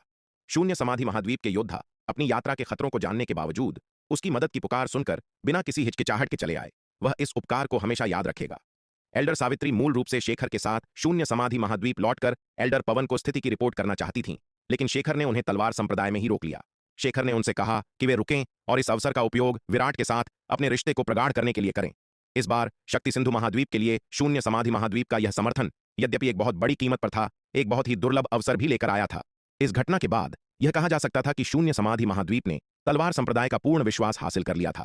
पहले यद्यपि शून्य समाधि महाद्वीप और तलवार संप्रदाय ने अनगिनत लेन देन किए थे, विराट ने उन पर कभी भी सच्चा विश्वास नहीं किया था। ऐसा इसलिए था क्योंकि विराट ने उन्हें कभी शक्ति सिंधु महाद्वीप की स्थिति या तलवार संप्रदाय की विशिष्टताओं के बारे में नहीं बताया था। लेकिन इस बार विराट ने शून्य समाधि महाद्वीप के योद्धाओं को तलवार संप्रदाय के मुख्यालय में रहने की अनुमति दी और उन्हें अपनी चोटों से उबरने के लिए सर्वोत्तम संसाधन उपलब्ध कराए। विराट से ऐसा विश्वास प्राप्त करने के लिए शून्य समाधि महाद्वीप का बलिदान पूरी तरह से सार्थक था। हालांकि शेखर अभी भी चाहता था कि एल्डर सावित्री और विराट के रिश्ते और भी गहरे हों। शक्ति सिंधु महाद्वीप में आने के बाद से शेखर को यह एहसास हो गया था कि विराट का रुतबा वास्तव में कितना ऊंचा था। उसने शुरू में सोचा था कि विराट केवल तलवार संप्रदाय के किसी पारलौकिक क्षेत्र के विशेषज्ञ का वंशज है और इसलिए उसका पद इतना ऊंचा है, लेकिन शक्ति सिंधु महाद्वीप आने के बाद उसे एहसास हुआ कि उसकी पिछली धारणाएं कितनी गलत थीं। तलवार संप्रदाय की ताकत उतनी नहीं थी जितनी उसने कल्पना की थी और उनके पास कोई तथाकथित पारलौकिक क्षेत्र का विशेषज्ञ नहीं था जो सब कुछ संभाल रहा हो। हालांकि तलवार संप्रदाय के भीतर विराट की स्थिति उसकी उम्मीदों से कहीं अधिक थी। विराट केवल तलवार संप्रदाय के किसी पारलौकिक क्षेत्र के विशेषज्ञ का वंशज नहीं था, वह तलवार संप्रदाय का वास्तविक शासक था। पूरा तलवार संप्रदाय पूरी तरह से विराट के आदेशों का पालन करता था। केवल तलवार संप्रदाय के भीतर ही नहीं बल्कि पूरे शक्ति सिंधु महाद्वीप में विराट एक सर्वोच्च स्थान रखता था। विराट की हैसियत जानने के बाद शेखर स्वाभाविक रूप से ऐसे अवसर को खोना नहीं चाहता था। एल्डर सावित्री और विराट के बीच पहले से ही अच्छे संबंध थे। यदि उनका रिश्ता और आगे बढ़ता है तो इससे शून्य समाधि महाद्वीप को बहुत लाभ होगा। दो ताकतों के बीच संबंधों को गहरा करने के सबसे आम तरीकों में से एक है विवाह। एल्डर सावित्री शून्य समाधि महाद्वीप की सबसे सुंदर महिला के रूप में विराट जैसे मार्शल आर्ट के दिग्गज के साथ स्वर्ग में बनी एक जोड़ी के समान थीं। शून्य समाधि महाद्वीप के भविष्य के लिए शेखर स्वाभाविक रूप से एल्डर सावित्री और विराट को एक साथ लाने के लिए अपनी शक्ति में सब कुछ करना चाहता था। एल्डर सावित्री स्वाभाविक रूप से शेखर के इरादों से अवगत थीं, हालांकि उन्होंने मना नहीं किया। शून्य समाधि महाद्वीप के भविष्य के लिए खुद को बलिदान करना कुछ ऐसा था जिसे करने के लिए वे तैयार थीं। इसके अलावा उनके मन में पहले से ही विराट के लिए एक अच्छी छवि थी। यदि वे अंततः उसकी धर्मपत्नी बन सकें तो उन्हें बहुत खुशी होगी। बेशक प्रेम के मामलों में अनुभवहीन होने के कारण उन्हें अभी भी अपनी स्त्री सुलभ गरिमा बनाए रखने की आवश्यकता थी और वे इस संबंध में बहुत सक्रिय या प्रत्यक्ष नहीं हो सकती थीं। ऐसी चीजों को प्रकृति पर छोड़ देना ही सबसे अच्छा है ताकि वे स्वाभाविक रूप से घटित हों। शेखर के अनुरोध पर एल्डर सावित्री अंततः तलवार संप्रदाय में ही रुक गईं। शून्य समाधि महाद्वीप से बचे हुए मार्शल कलाकार भी शक्ति सिंधु महाद्वीप पर ही रह गए। शक्ति सिंधु महाद्वीप के लंबे समय से खोए हुए सामान्य वातावरण में पहुंचने पर उन्हें एहसास हुआ कि यह वातावरण कितना कीमती था। शून्य समाधि महाद्वीप पर उन्हें किसी भी प्रदूषित आध्यात्मिक ऊर्जा को अंदर लेने से बचने के लिए लगातार चौकन्ना रहना पड़ता था। ऐसी प्रदूषित आध्यात्मिक ऊर्जा को अंदर लेने से आसानी से राक्षसी प्रभाव हावी हो सकता था। इतने भारी दबाव में रहना उनके लिए अविश्वसनीय रूप से तनावपूर्ण था। अब शक्ति सिंधु महाद्वीप के सामान्य वातावरण में उन्हें अब हर समय तनाव में रहने की आवश्यकता नहीं थी, न ही गलती से आध्यात्मिक ऊर्जा को अवशोषित करने से खुद को रोकने की जरूरत थी। यहां वे स्वतंत्र रूप से सांस ले सकते थे और स्वर्ग और पृथ्वी की अविश्वसनीय रूप से समृद्ध आध्यात्मिक ऊर्जा को अवशोषित करने के लिए अपनी बाहें खोल सकते थे। यह उन्मुक्त वातावरण उनके लिए स्वर्ग के समान था। शक्ति सिंधु महाद्वीप पर पहुंचने के बाद वे अब शून्य समाधि महाद्वीप के वातावरण में वापस नहीं लौटना चाहते थे। यह देखकर विराट ने यामिनी की संप्रदाय प्रमुख हवेली को शून्य समाधि महाद्वीप से आए तलवार संप्रदाय के योद्धाओं के लिए पहचान टोकन बनाने का निर्देश दिया, जिससे उन्हें तलवार संप्रदाय के योद्धाओं का दर्जा और विशेषाधिकार मिल गए। उस समय से शून्य समाधि महाद्वीप के मार्शल कलाकार भी युद्ध गुण अर्जित करने के लिए खजाना विभाग में मिशन ले सकते थे, ठीक तलवार संप्रदाय के मार्शल कलाकारों की तरह। वे इन अर्जित युद्ध गुणों का उपयोग विभिन्न खजानों और संसाधनों के बदले में भी कर सकते थे। तलवार संप्रदाय से ऐसा उदार व्यवहार प्राप्त करने के बाद शून्य समाधि महाद्वीप के मार्शल कलाकार खुशी से झूम उठे। उन सभी ने महसूस किया कि शक्ति सिंधु महाद्वीप के लिए जीवन और मृत्यु की उनकी लड़ाई पूरी तरह से सार्थक थी। तलवार संप्रदाय के उदार व्यवहार के तहत संप्रदाय के प्रति उनके अपनत्व की भावना में नाटकीय रूप से वृद्धि हुई। हालांकि जैसे जैसे उनकी चोटें धीरे धीरे ठीक हुईं, शून्य समाधि महाद्वीप के कुछ मार्शल कलाकार अपने गृह महाद्वीप लौट गए। शून्य समाधि महाद्वीप में वापस जाकर उन्होंने हर जगह दुर्लभ और कीमती सामग्रियों की खोज की और फिर खजाना विभाग में युद्ध गुणों के आदान प्रदान के लिए इन सामग्रियों को वापस तलवार संप्रदाय में ले गए। बिचौलियों के माध्यम से जाने की तुलना में सीधे तलवार संप्रदाय के साथ व्यापार करने से कहीं अधिक युद्ध गुण प्राप्त हुए। ये घटनाएं स्वाभाविक रूप से एल्डर पवन, शेखर और एल्डर लक्ष्मण के ध्यान से नहीं बचीं। एल्डर पवन, क्या हमें उन मार्शल कलाकारों के कार्यों को प्रतिबंधित करना चाहिए? शेखर ने कुछ चिंता के साथ पूछा। वे हमें दरकिनार कर रहे हैं और सीधे तलवार संप्रदाय के साथ व्यापार कर रहे हैं। मुझे चिंता है कि लंबे समय में वे सभी हमारे शून्य समाधि महाद्वीप के लोगों के बजाय तलवार संप्रदाय के सदस्य बन जाएंगे। इस बारे में चिंता करने की कोई जरूरत नहीं है, उन्हें करने दो। एल्डर पवन ने अपना हाथ हिलाया और मुस्कुराते हुए कहा, क्या यह अच्छा नहीं है कि वे तलवार संप्रदाय के सदस्य बन जाएं? हमें सबसे ज्यादा डर इस बात का है कि तलवार संप्रदाय उन्हें स्वीकार नहीं करेगा, न कि इस बात का कि वे तलवार संप्रदाय के सदस्य बन जाएंगे। इतने सालों में हमने किस लिए इतनी मेहनत की है? क्या यह हमारे शून्य समाधि महाद्वीप के लिए कोई रास्ता खोजने के लिए नहीं है? अगर हमारे शून्य समाधि महाद्वीप के सभी मार्शल कलाकार तलवार संप्रदाय के सदस्य बन सकें तो मुझे इस बारे में और चिंता नहीं करनी पड़ेगी। एल्डर पवन की बातें सुनकर शेखर को ज्ञान की प्राप्ति हुई। एल्डर पवन वास्तव में दूरदर्शी हैं, मेरी सोच संकीर्ण थी, शेखर ने प्रशंसा करते हुए कहा। हाँ, इतने वर्षों के संघर्ष शून्य समाधि महाद्वीप के लिए एक रास्ता खोजने के लिए ही तो थे, ताकि उसके लोग जीवित रह सकें। अब जबकि तलवार संप्रदाय उन्हें स्वीकार कर रहा है तो क्या यह सौभाग्य की बात नहीं है? इसमें चिंता की क्या बात है? यदि उन्हें रहने के लिए एक नया महाद्वीप खोजने के लिए तारों को पार करना पड़ता तो वे शायद खुद को स्थापित नहीं कर पाते। उस नए महाद्वीप पर मौजूद शक्तियां निस्संदेह उनके प्रति अत्यंत सतर्क और शत्रुतापूर्ण होती और उन्हें बाहर निकालने और उन पर हमला करने के लिए एकजुट हो जाती। हो सकता है कि वे उन्हें नष्ट करने के लिए हाथ भी मिला लेते, लेकिन अब तलवार संप्रदाय शून्य समाधि महाद्वीप के योद्धाओं को अपने लोगों की तरह मानता है। क्या यह कुछ ऐसा नहीं है जिसकी वे हमेशा से उम्मीद कर रहे थे? इसके अलावा यह एक ऐसा परिणाम है जिसे शून्य समाधि महाद्वीप ने अत्यधिक बलिदान के माध्यम से प्राप्त किया है। यह सोचकर शेखर को अचानक अपनी पिछली चिंताओं पर कुछ हंसी आ गई। हमें जो सबसे ज्यादा करने की जरूरत है वह है हमारे शून्य समाधि महाद्वीप के मार्शल कलाकारों को रोकना और उन्हें तलवार संप्रदाय के भीतर परेशानी पैदा करने से रोकना। अन्यथा हमने आज जो हासिल किया है उसके लिए हमने बहुत मेहनत की है और हम कुछ अनियंत्रित लोगों को पूरी स्थिति को बर्बाद करने नहीं दे सकते, एल्डर लक्ष्मण ने कहा। हम बुरा नहीं है, एल्डर लक्ष्मण की चिंता निराधार नहीं है, एल्डर पवन ने सहमति में सिर हिलाते हुए कहा। जब हम किसी और के क्षेत्र में होते हैं तो हमें उनके नियमों का पालन करना चाहिए। हमें लापरवाही से काम नहीं करना चाहिए और उन्हें नाराज नहीं करना चाहिए। यदि इस वजह से उनके मन में हमारे शून्य समाधि महाद्वीप के लोगों के प्रति पूर्वाग्रह पैदा हो जाता है तो यह अच्छा नहीं होगा। इससे भाई विराट भी एक मुश्किल स्थिति में पड़ जाएंगे। शेखर, शक्ति सिंधु महाद्वीप जाओ और व्यक्तिगत रूप से उन लोगों को रोको। हम उन्हें किसी भी कीमत पर लापरवाही से काम करने और हमारे शून्य समाधि महाद्वीप की छवि खराब करने नहीं दे सकते। यह एल्डर सावित्री तलवार संप्रदाय के साथ हैं, इसलिए मुझे जाने की जरूरत नहीं होनी चाहिए, है ना? शेखर ने झिझकते हुए कहा। अगर मैं इस स्वर्गीय मुहर को लंबे समय के लिए छोड़ दूं तो मुहर की रखवाली की जिम्मेदारी का क्या होगा? मुहर की रखवाली के बारे में तुम्हें चिंता करने की जरूरत नहीं है, मैं और एल्डर लक्ष्मण इसे संभाल सकते हैं। एल्डर पवन ने हाथ हिलाते हुए कहा। मेरी ताकत बहुत पहले ही अपने चरम पर वापस आ चुकी है। इसके अलावा भाई विराट द्वारा दिए गए उन आड़ुओं को खाने के बाद मेरी ताकत पहले की तुलना में दोगुनी से अधिक हो गई है। भले ही मुझे अकेले इस स्वर्गीय मुहर की रक्षा करनी पड़े, यह पर्याप्त से कहीं अधिक होगा। मुहर की प्रभावशीलता यहां स्थापित सीलिंग व्यूह की शक्ति पर अधिक निर्भर करती है। उसकी भूमिका केवल इस सीलिंग व्यूह की शक्ति को नियंत्रित करना है ताकि अंदर के हड्डी दानव वंश को इसे नुकसान पहुंचाने से रोका जा सके। अन्यथा यदि उसे मुहर की रक्षा के लिए केवल अपनी ताकत पर निर्भर रहना पड़ता तो भले ही उसकी ताकत 10 गुना बढ़ जाए, यह व्यर्थ होता। उन आड़ुओं का एल्डर पवन जैसे रूपांतरण लोक के विशेषज्ञ पर इतना महत्वपूर्ण प्रभाव पड़ा है। एल्डर पवन की बातें सुनकर शेखर घोर आश्चर्य के साथ बोले बिना न रह सका। हाँ, ये आड़ू वास्तव में अविश्वसनीय खजाने हैं। मेरे इतने सालों के जीवन में यह पहली बार है जब मैंने ऐसा अद्भुत प्राकृतिक खजाना देखा है। एल्डर पवन ने विस्मय के साथ कहा, अगर मैं ऐसे कुछ और आड़ू खा सकता तो मेरा अनुमान है कि मैं द्वितीय विपत्ति लोक तक पहुंच सकता था। अगर एल्डर पवन द्वितीय विपत्ति लोक तक पहुंच सकते हैं तो हमारे शून्य समाधि महाद्वीप को वास्तव में कोई चिंता नहीं होगी। यह सुनकर शेखर ने अपार आनंद के साथ कहा, इसलिए तुम्हें हमारे बारे में चिंता करने की आवश्यकता नहीं है। तुम्हें शक्ति सिंधु महाद्वीप जाना चाहिए और शून्य समाधि महाद्वीप के मार्शल कलाकारों के व्यवहार को नियंत्रित करना चाहिए। यह तुम्हारी सर्वोच्च प्राथमिकता है। हालांकि एल्डर सावित्री अब अर्ध महाविपत्ति लोक की विशेषज्ञ हैं, उनका व्यक्तित्व अपेक्षाकृत कोमल है और हो सकता है कि वह उन लोगों को डरा न पाए। इस तरह के काम के लिए तुम्हारे व्यक्तिगत हस्तक्षेप की आवश्यकता है, एल्डर पवन ने कहा। एल्डर सावित्री को अर्ध महाविपत्ति लोक में पहुंचे काफी समय हो गया है। तलवार संप्रदाय के संसाधनों के समर्थन से एल्डर सावित्री की साधना बहुत तेजी से आगे बढ़ी है। ताकत के मामले में एल्डर सावित्री कमजोर नहीं है। हालांकि एल्डर सावित्री का व्यक्तित्व बहुत सौम्य था, शेखर के ठंडे और क्रूर स्वभाव के विपरीत, इसलिए शून्य समाधि महाद्वीप के मार्शल कलाकार उनसे डरते नहीं होंगे। दूसरी ओर शेखर की बात अलग थी। पूरे शून्य समाधि महाद्वीप में बहुत कम लोग थे जो उससे नहीं डरते थे। जी एल्डर पवन, मैं तुरंत निकलूंगा, शेखर ने जल्दबाजी में जवाब दिया। स्वर्गीय मोहर पर बिना रुके शेखर तुरंत बैंगनी तलवार संप्रदाय के खंडहरों के लिए निकल पड़ा। शून्य समाधि महाद्वीप और शक्ति सिंधु महाद्वीप को जोड़ने वाला केवल एक स्थानिक स्थानांतरण व्यूह था जो बैंगनी तलवार संप्रदाय के खंडहरों में स्थित था। शून्य समाधि महाद्वीप के मार्शल कलाकारों को दोनों महाद्वीपों के बीच यात्रा करने के लिए इस स्थानिक स्थानांतरण व्यूह का उपयोग करना पड़ता था। तलवार संप्रदाय पहुंचने पर शेखर ने कई शून्य समाधि महाद्वीप के मार्शल कलाकारों को दिव्य पवन महल की शिष्याओं को परेशान करते हुए देखा। यह देखकर शेखर क्रोधित हो उठा। बिना एक शब्द कहे उसने तुरंत शून्य समाधि महाद्वीप के उन मार्शल कलाकारों को मार डाला। उसके क्रूर और ठंडे खून वाले तरीके वास्तव में भयानक थे।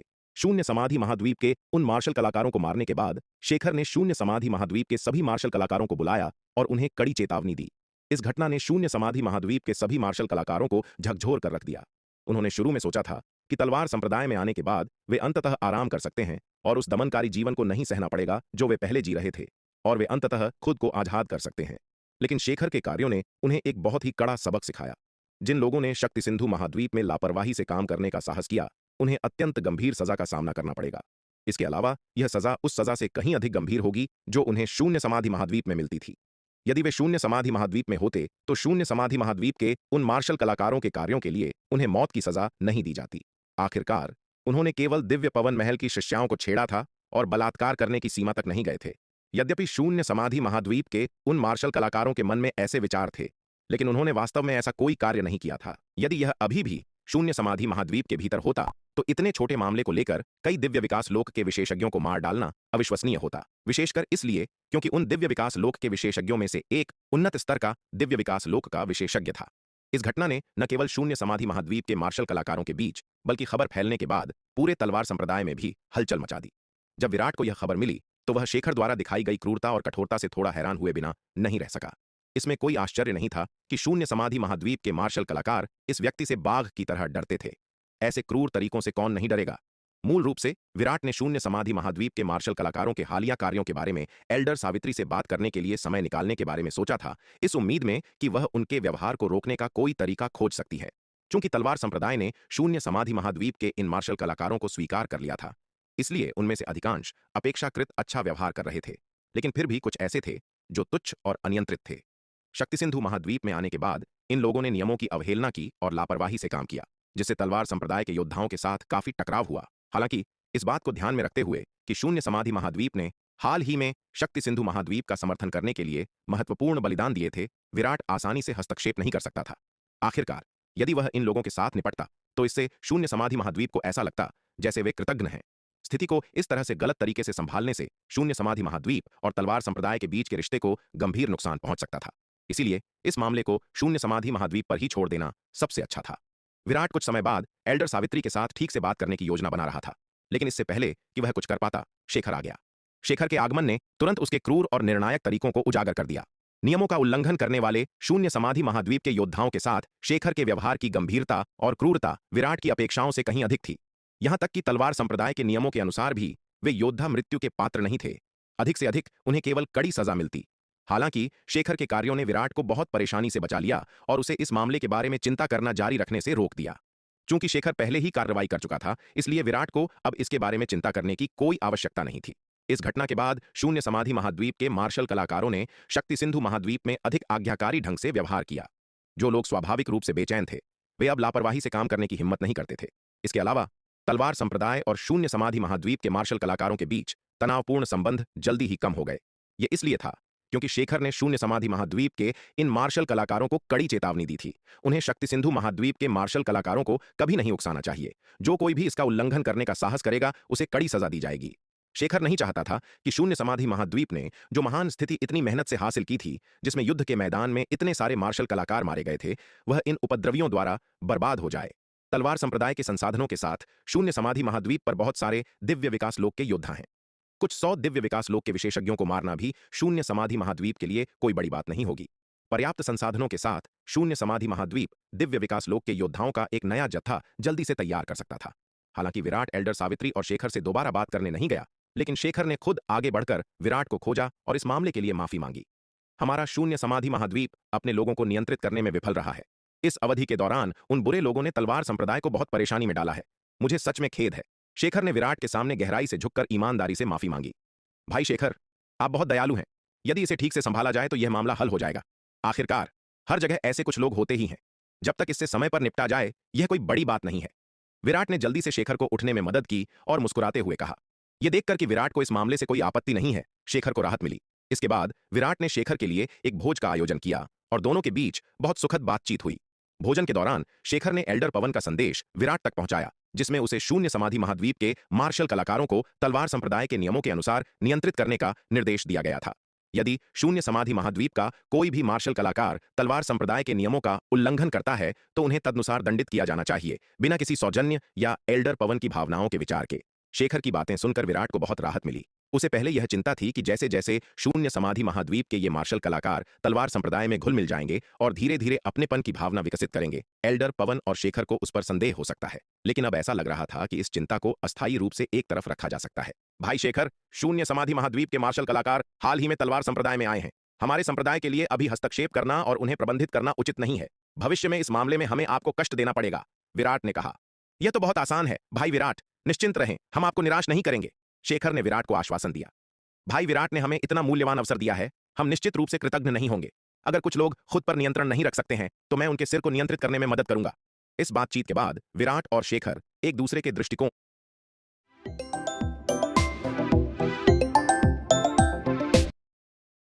से विराट ने तलवार संप्रदाय के कानून प्रवर्तन विभाग को निर्देश दिया कि वे शून्य समाधि महाद्वीप के मार्शल कलाकारों के साथ व्यवहार न करें, बल्कि उन सभी का प्रबंधन शेखर को सौंप दें।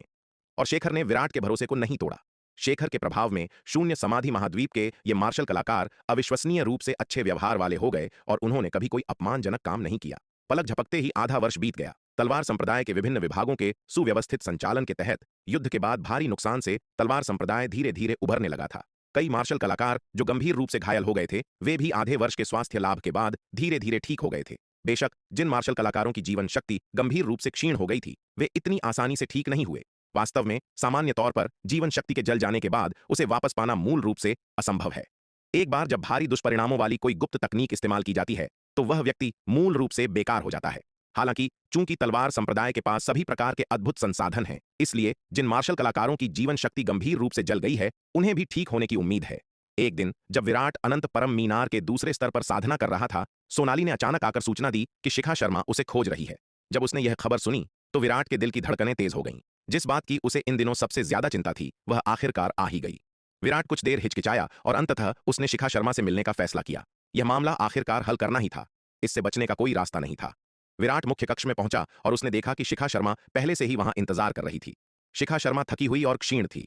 कभी अतुलनीय रूप से सुंदर रहने वाली वह लड़की अब एक मुरझाए हुए कमल के समान दिख रही थी। शिखा शर्मा को इस हालत में देखकर विराट का दिल कस गया। उसके भीतर दिल का दर्द और कोमलता की एक मजबूत भावना उमड़ पड़ी। उसका तीसरा अवतार शिखा शर्मा को बहुत गहराई से प्यार करता था, और चूंकि वह अपने तीसरे अवतार की साधना और आत्मा के साथ मिल गया था, इसलिए तीसरे अवतार की सभी यादें भी उसके साथ एक हो गई थीं। विराट भी अपने तीसरे अवतार से गहराई से प्रभावित होने से बच नहीं सका। विराट को सामने देखकर शिखा शर्मा जल्दी से उसके पास गई। शिखा, क्या तुम्हें किसी चीज की जरूरत थी? अपने तीसरे अवतार के साथ विलीन होने के बाद से विराट ने शिखा शर्मा के लिए अवर्णनीय जटिल भावनाएं विकसित कर ली थीं। अपने तीसरे अवतार से प्रभावित होकर यहां तक कि शिखा शर्मा को संबोधित करने का उसका तरीका भी बदल गया था। वह उसे शिखा जी कहता था, लेकिन अब वह स्वाभाविक रूप से उसे उसके नाम से संबोधित कर रहा था। विराट का संबोधन सुनकर शिखा शर्मा का नाजुक शरीर अनैच्छिक रूप से कांप उठा।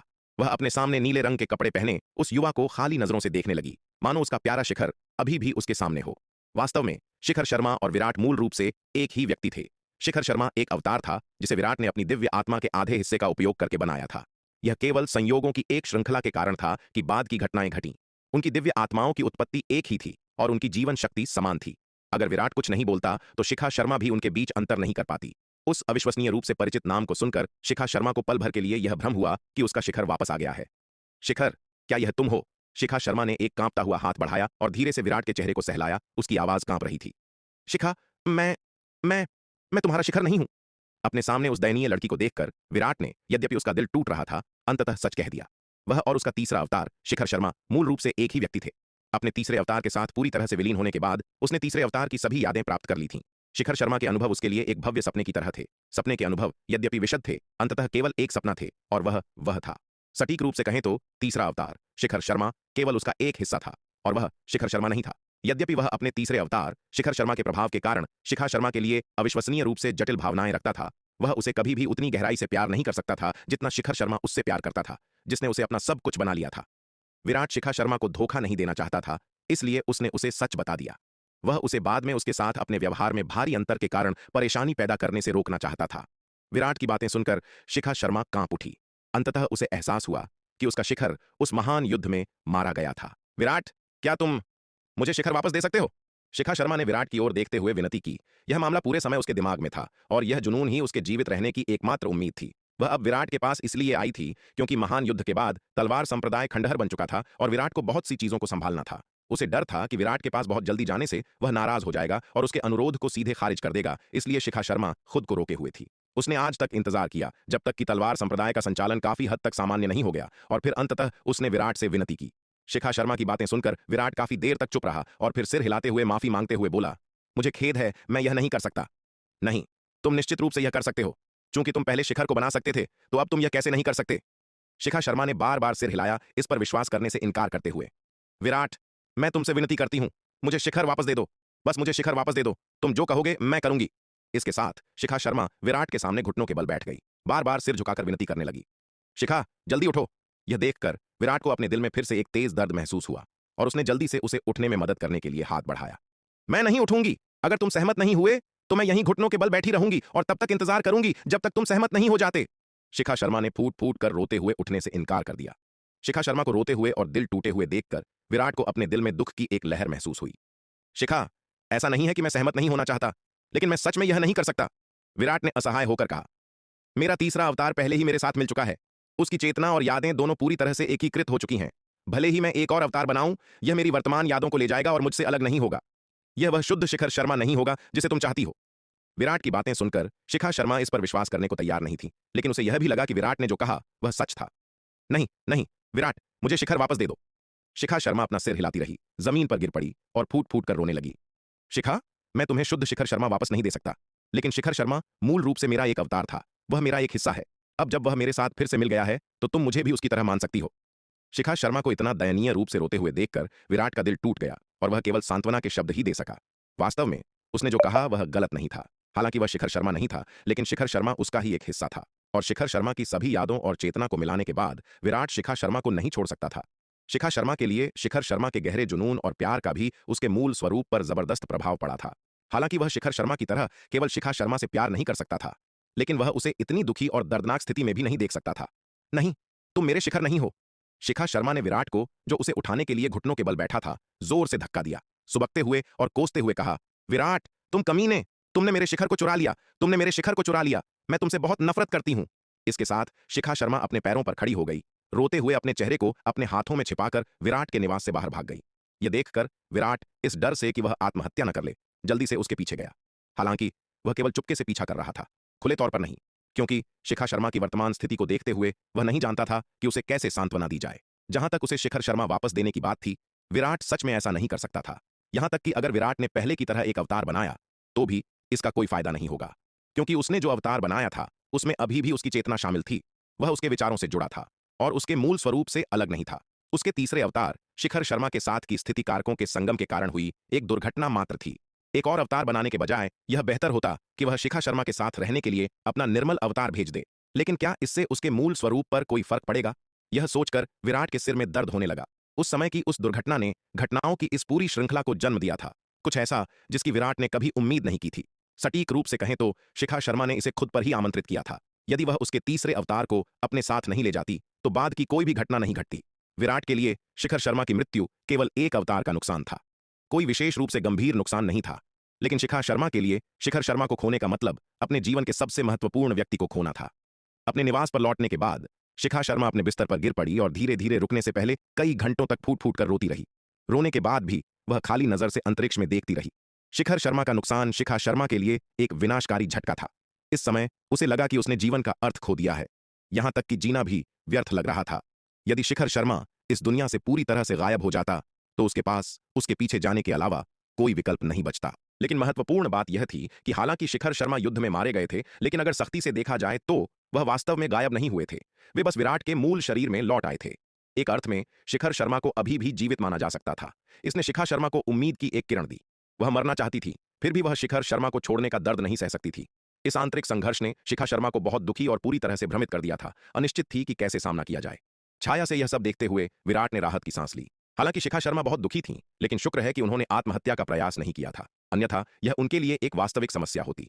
यदि ऐसा कुछ होता तो विराट के पास शिखर शर्मा होने का दिखावा करने के अलावा कोई विकल्प नहीं बचता, क्योंकि वह सिर्फ खड़े होकर शिखा शर्मा को मरते हुए नहीं देख सकता था।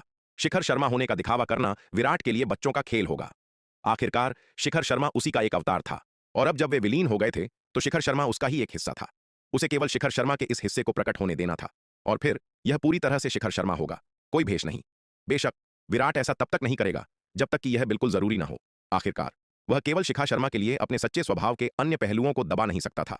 शिखर शर्मा वास्तव में उसका एक हिस्सा था, लेकिन उसका सच्चा स्वभाव हावी था। प्राथमिक और द्वितीयक के बीच के अंतर को उलटा नहीं जा सकता। विराट इस बात को स्वीकार कर सकता था कि शिखर शर्मा का व्यक्तित्व उसका हिस्सा बन जाए, लेकिन वह खुद शिखर शर्मा नहीं बन सकता था।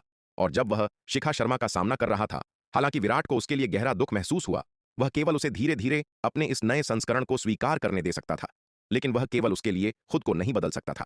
आखिरकार शिखा शर्मा के अलावा उसे कई अन्य महिलाओं की भावनाओं पर भी विचार करना था। शिखा शर्मा ने अपने दुख को कम करने की उम्मीद में मध्य महाद्वीप में घूमने के लिए निकलने से पहले अपने निवास में कई दिन एक अचेतन अवस्था में बिताए। दक्षिणी महाद्वीप छोड़ने के बाद वह अनजाने में उन रास्तों पर चल पड़ी जहां वह और शिखर शर्मा कभी गए थे। वर्षों पहले शिखर शर्मा के साथ शून्य समाधि महाद्वीप छोड़ने के बाद वह पूर्वी महाद्वीप में शर्मा परिवार के पास वापस जाने के लिए जल्दी नहीं की थी, बल्कि पूरे मध्य महाद्वीप की यात्रा की थी। वे दिन यकीनन उनके जीवन का सबसे खुशी का समय था। दुर्भाग्य से वे समय हमेशा के लिए चले गए थे। शिखा शर्मा उन रास्तों पर चलती रही जहां वह कभी गई थी। अंततः मध्य महाद्वीप के दक्षिण पूर्वी हिस्से में एक विशाल घास के मैदान में पहुंच गई। असीम घास के मैदान को देखते हुए उसके दिल में तुरंत दुख और नुकसान की एक मजबूत भावना उमड़ पड़ी। यहीं इसी घास के मैदान पर वह और शिखर शर्मा कई वर्षों तक एकांत में रहे थे। इस विशाल घास के मैदान पर वह और शिखर शर्मा कभी स्वतंत्र रूप से दौड़ते थे, साफ झील के पानी में अटखेलियां करते थे। वे समय कितने सुंदर और आनंदमय थे। वे बिना किसी चिंता के लापरवाह जीवन जीते थे। लेकिन अब दृश्य वैसा ही है। घास का मैदान अभी भी वही घास का मैदान है, हवा अभी भी धीरे से चलती है और साफ झील का पानी अभी भी धीरे धीरे लहराता है, लेकिन उसका प्रेमी अब उसके पास नहीं है। केवल वह बची है, झील के किनारे अकेली, आत्मदया में अपने प्रतिबिंब को निहारती हुई। अतीत के सुखद समय को याद करते हुए शिखा शर्मा ने महसूस किया कि उसका दिल दुख और दर्द से और भी भारी हो गया है, और वह झील के किनारे बैठकर चुपचाप रोने से खुद को रोक नहीं पाई। छाया से यह सब देखते हुए विराट को दिल में एक दर्द महसूस हुआ। जब उसने रास्ते में शिखा शर्मा का पीछा किया तो शिखर शर्मा की यादें जो उसने अवशोषित की थीं उसके दिमाग में बार बार आने लगीं।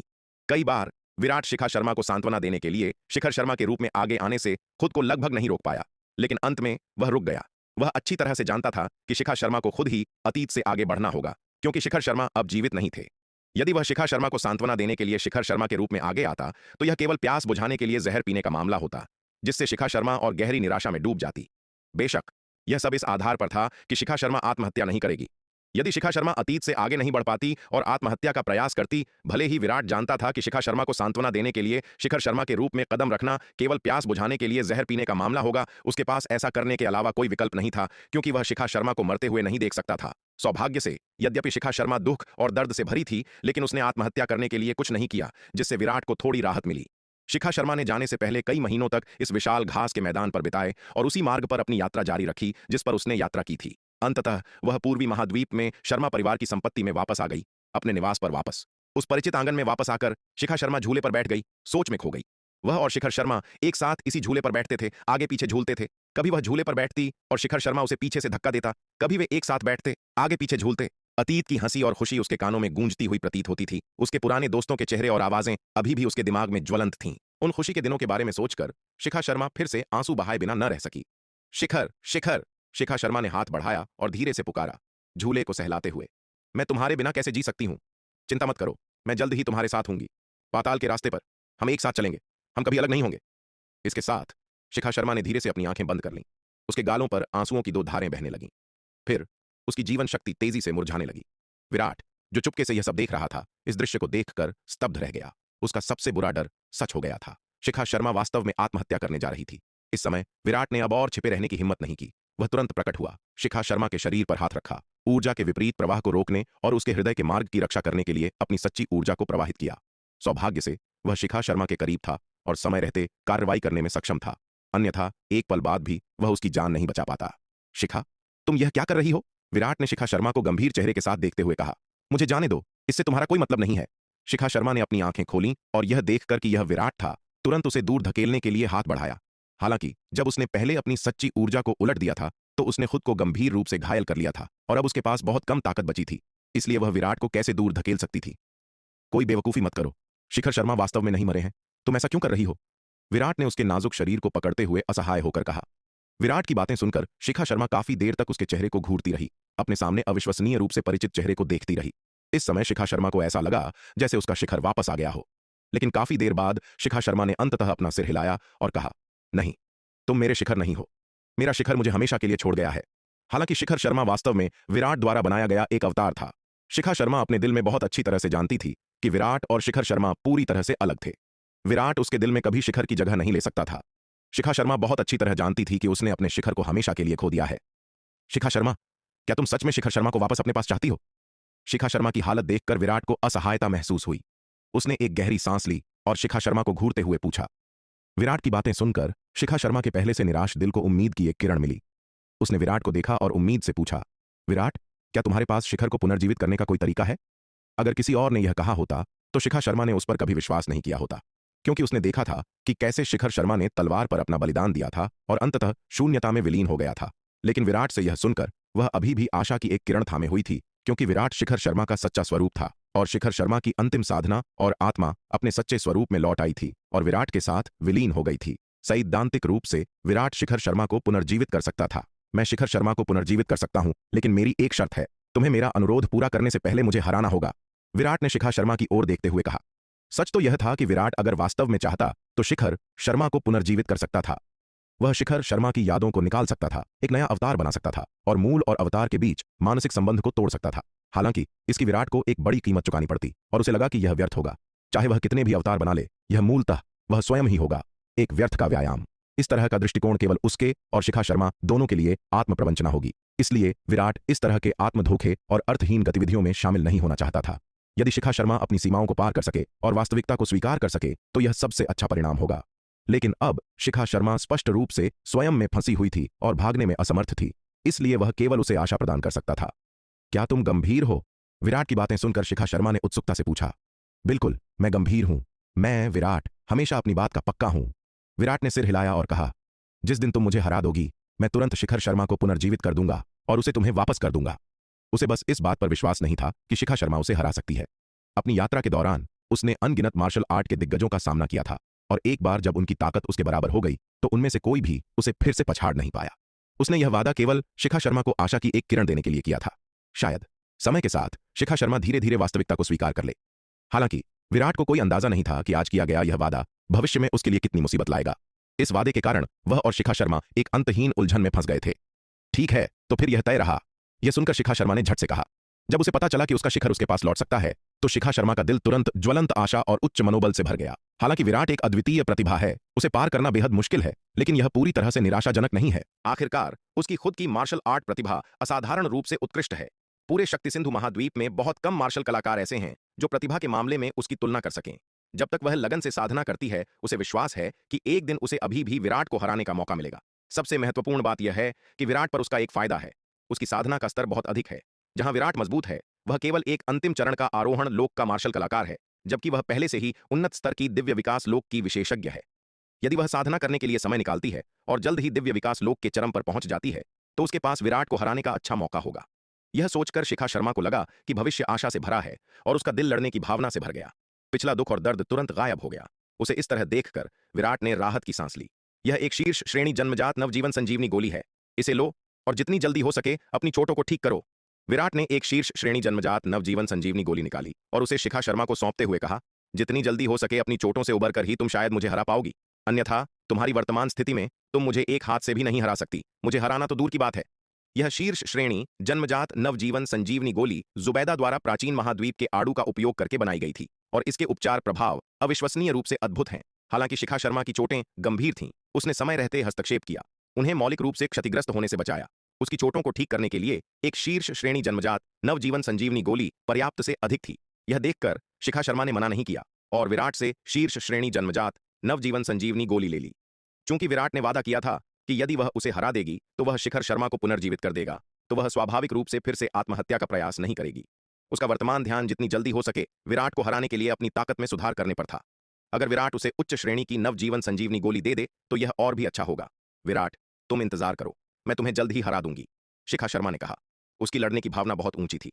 हाँ, मैं इंतजार करूंगा, मुझे उम्मीद है कि तुम मुझे बहुत लंबा इंतजार नहीं कराओगी, विराट ने मुस्कुराते हुए कहा। मुझे अभी साधना करने की जरूरत है, इसलिए मैं तुम्हें और नहीं रोकूंगी, तुम अब जा सकते हो, शिखा शर्मा ने कहा।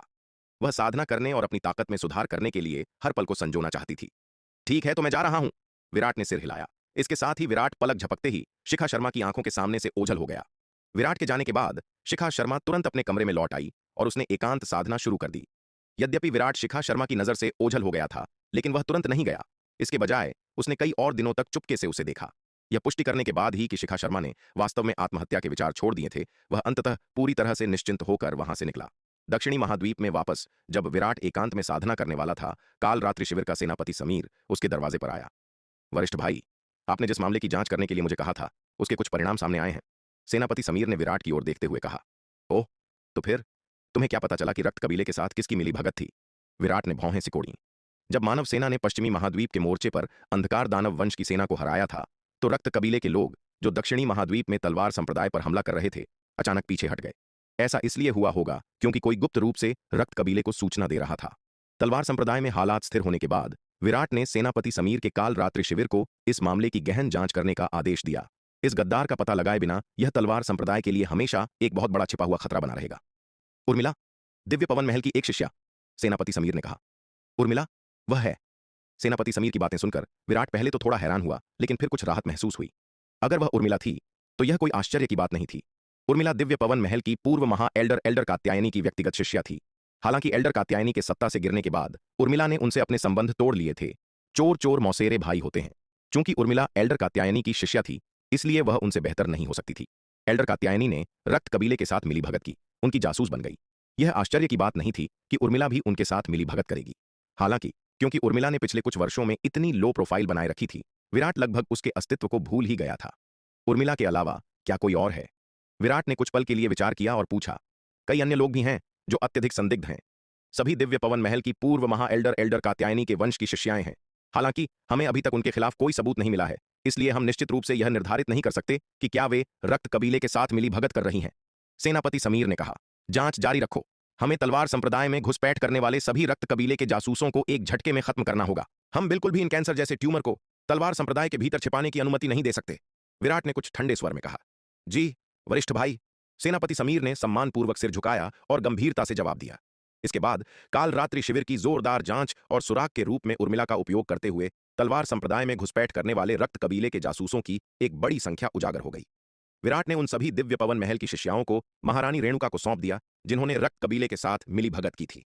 हालांकि दिव्य पवन महल अब मूल रूप से तलवार संप्रदाय में विलय हो गया है और तलवार संप्रदाय की एक अधीनस्थ शक्ति है, विराट अभी भी दिव्य पवन महल की शिष्याओं के साथ व्यवहार करते समय अपने अधिकार क्षेत्र को पार नहीं करना चाहता था। दिव्य पवन महल की शिष्याओं को महारानी रेणुका को सौंपना सम्मान का प्रतीक था। यह जानने पर कि उर्मिला और अन्य दिव्य पवन महल की शिष्याओं ने रक्त कबीले के साथ मिली भगत की थी और तलवार संप्रदाय पर उनके हमले के दौरान उन्हें गुप्त जानकारी दी थी, महारानी रेणुका का चेहरा पीला पड़ गया। उर्मिला और उसके समूह के कार्य दिव्य पवन महल के लिए एक अपमान थे और महल प्रमुख के रूप में उनके लिए शर्मिंदगी की बात थी। महारानी रेणुका ने उर्मिला और अन्य शिष्याओं को, जिन्होंने तलवार संप्रदाय के साथ विश्वासघात किया था, उन्हें अन्य सभी दिव्य पवन महल की शिष्याओं के सामने सार्वजनिक रूप से फांसी दे दी, जो उनके लिए एक कड़ी चेतावनी थी। अपनी फांसी से पहले उर्मिला पश्चाताप से भरी हुई थी। वर्षों पहले एक क्षणिक गलत निर्णय के कारण उसने रक्त कबीले के साथ मिली भगत की थी और इस प्रकार उसे उनके द्वारा धोखा दिया गया था। उसकी आत्मा में एक प्रतिबंध लगा दिया गया था जिसने उसे गहराई और गहराई में फंसा दिया था, जिससे उसके लिए वापस लौटना असंभव हो गया था। अगर उसने अपनी आत्मा पर प्रतिबंध लगाने के तुरंत बाद विराट के सामने कबूल कर लिया होता तो शायद उसके पास अभी भी आशा की किरण होती। आखिरकार उस समय उसके द्वारा किए गए पाप अभी तक इतने गंभीर नहीं थे और उसके पास अभी भी उनका प्रायश्चित करने का अवसर था।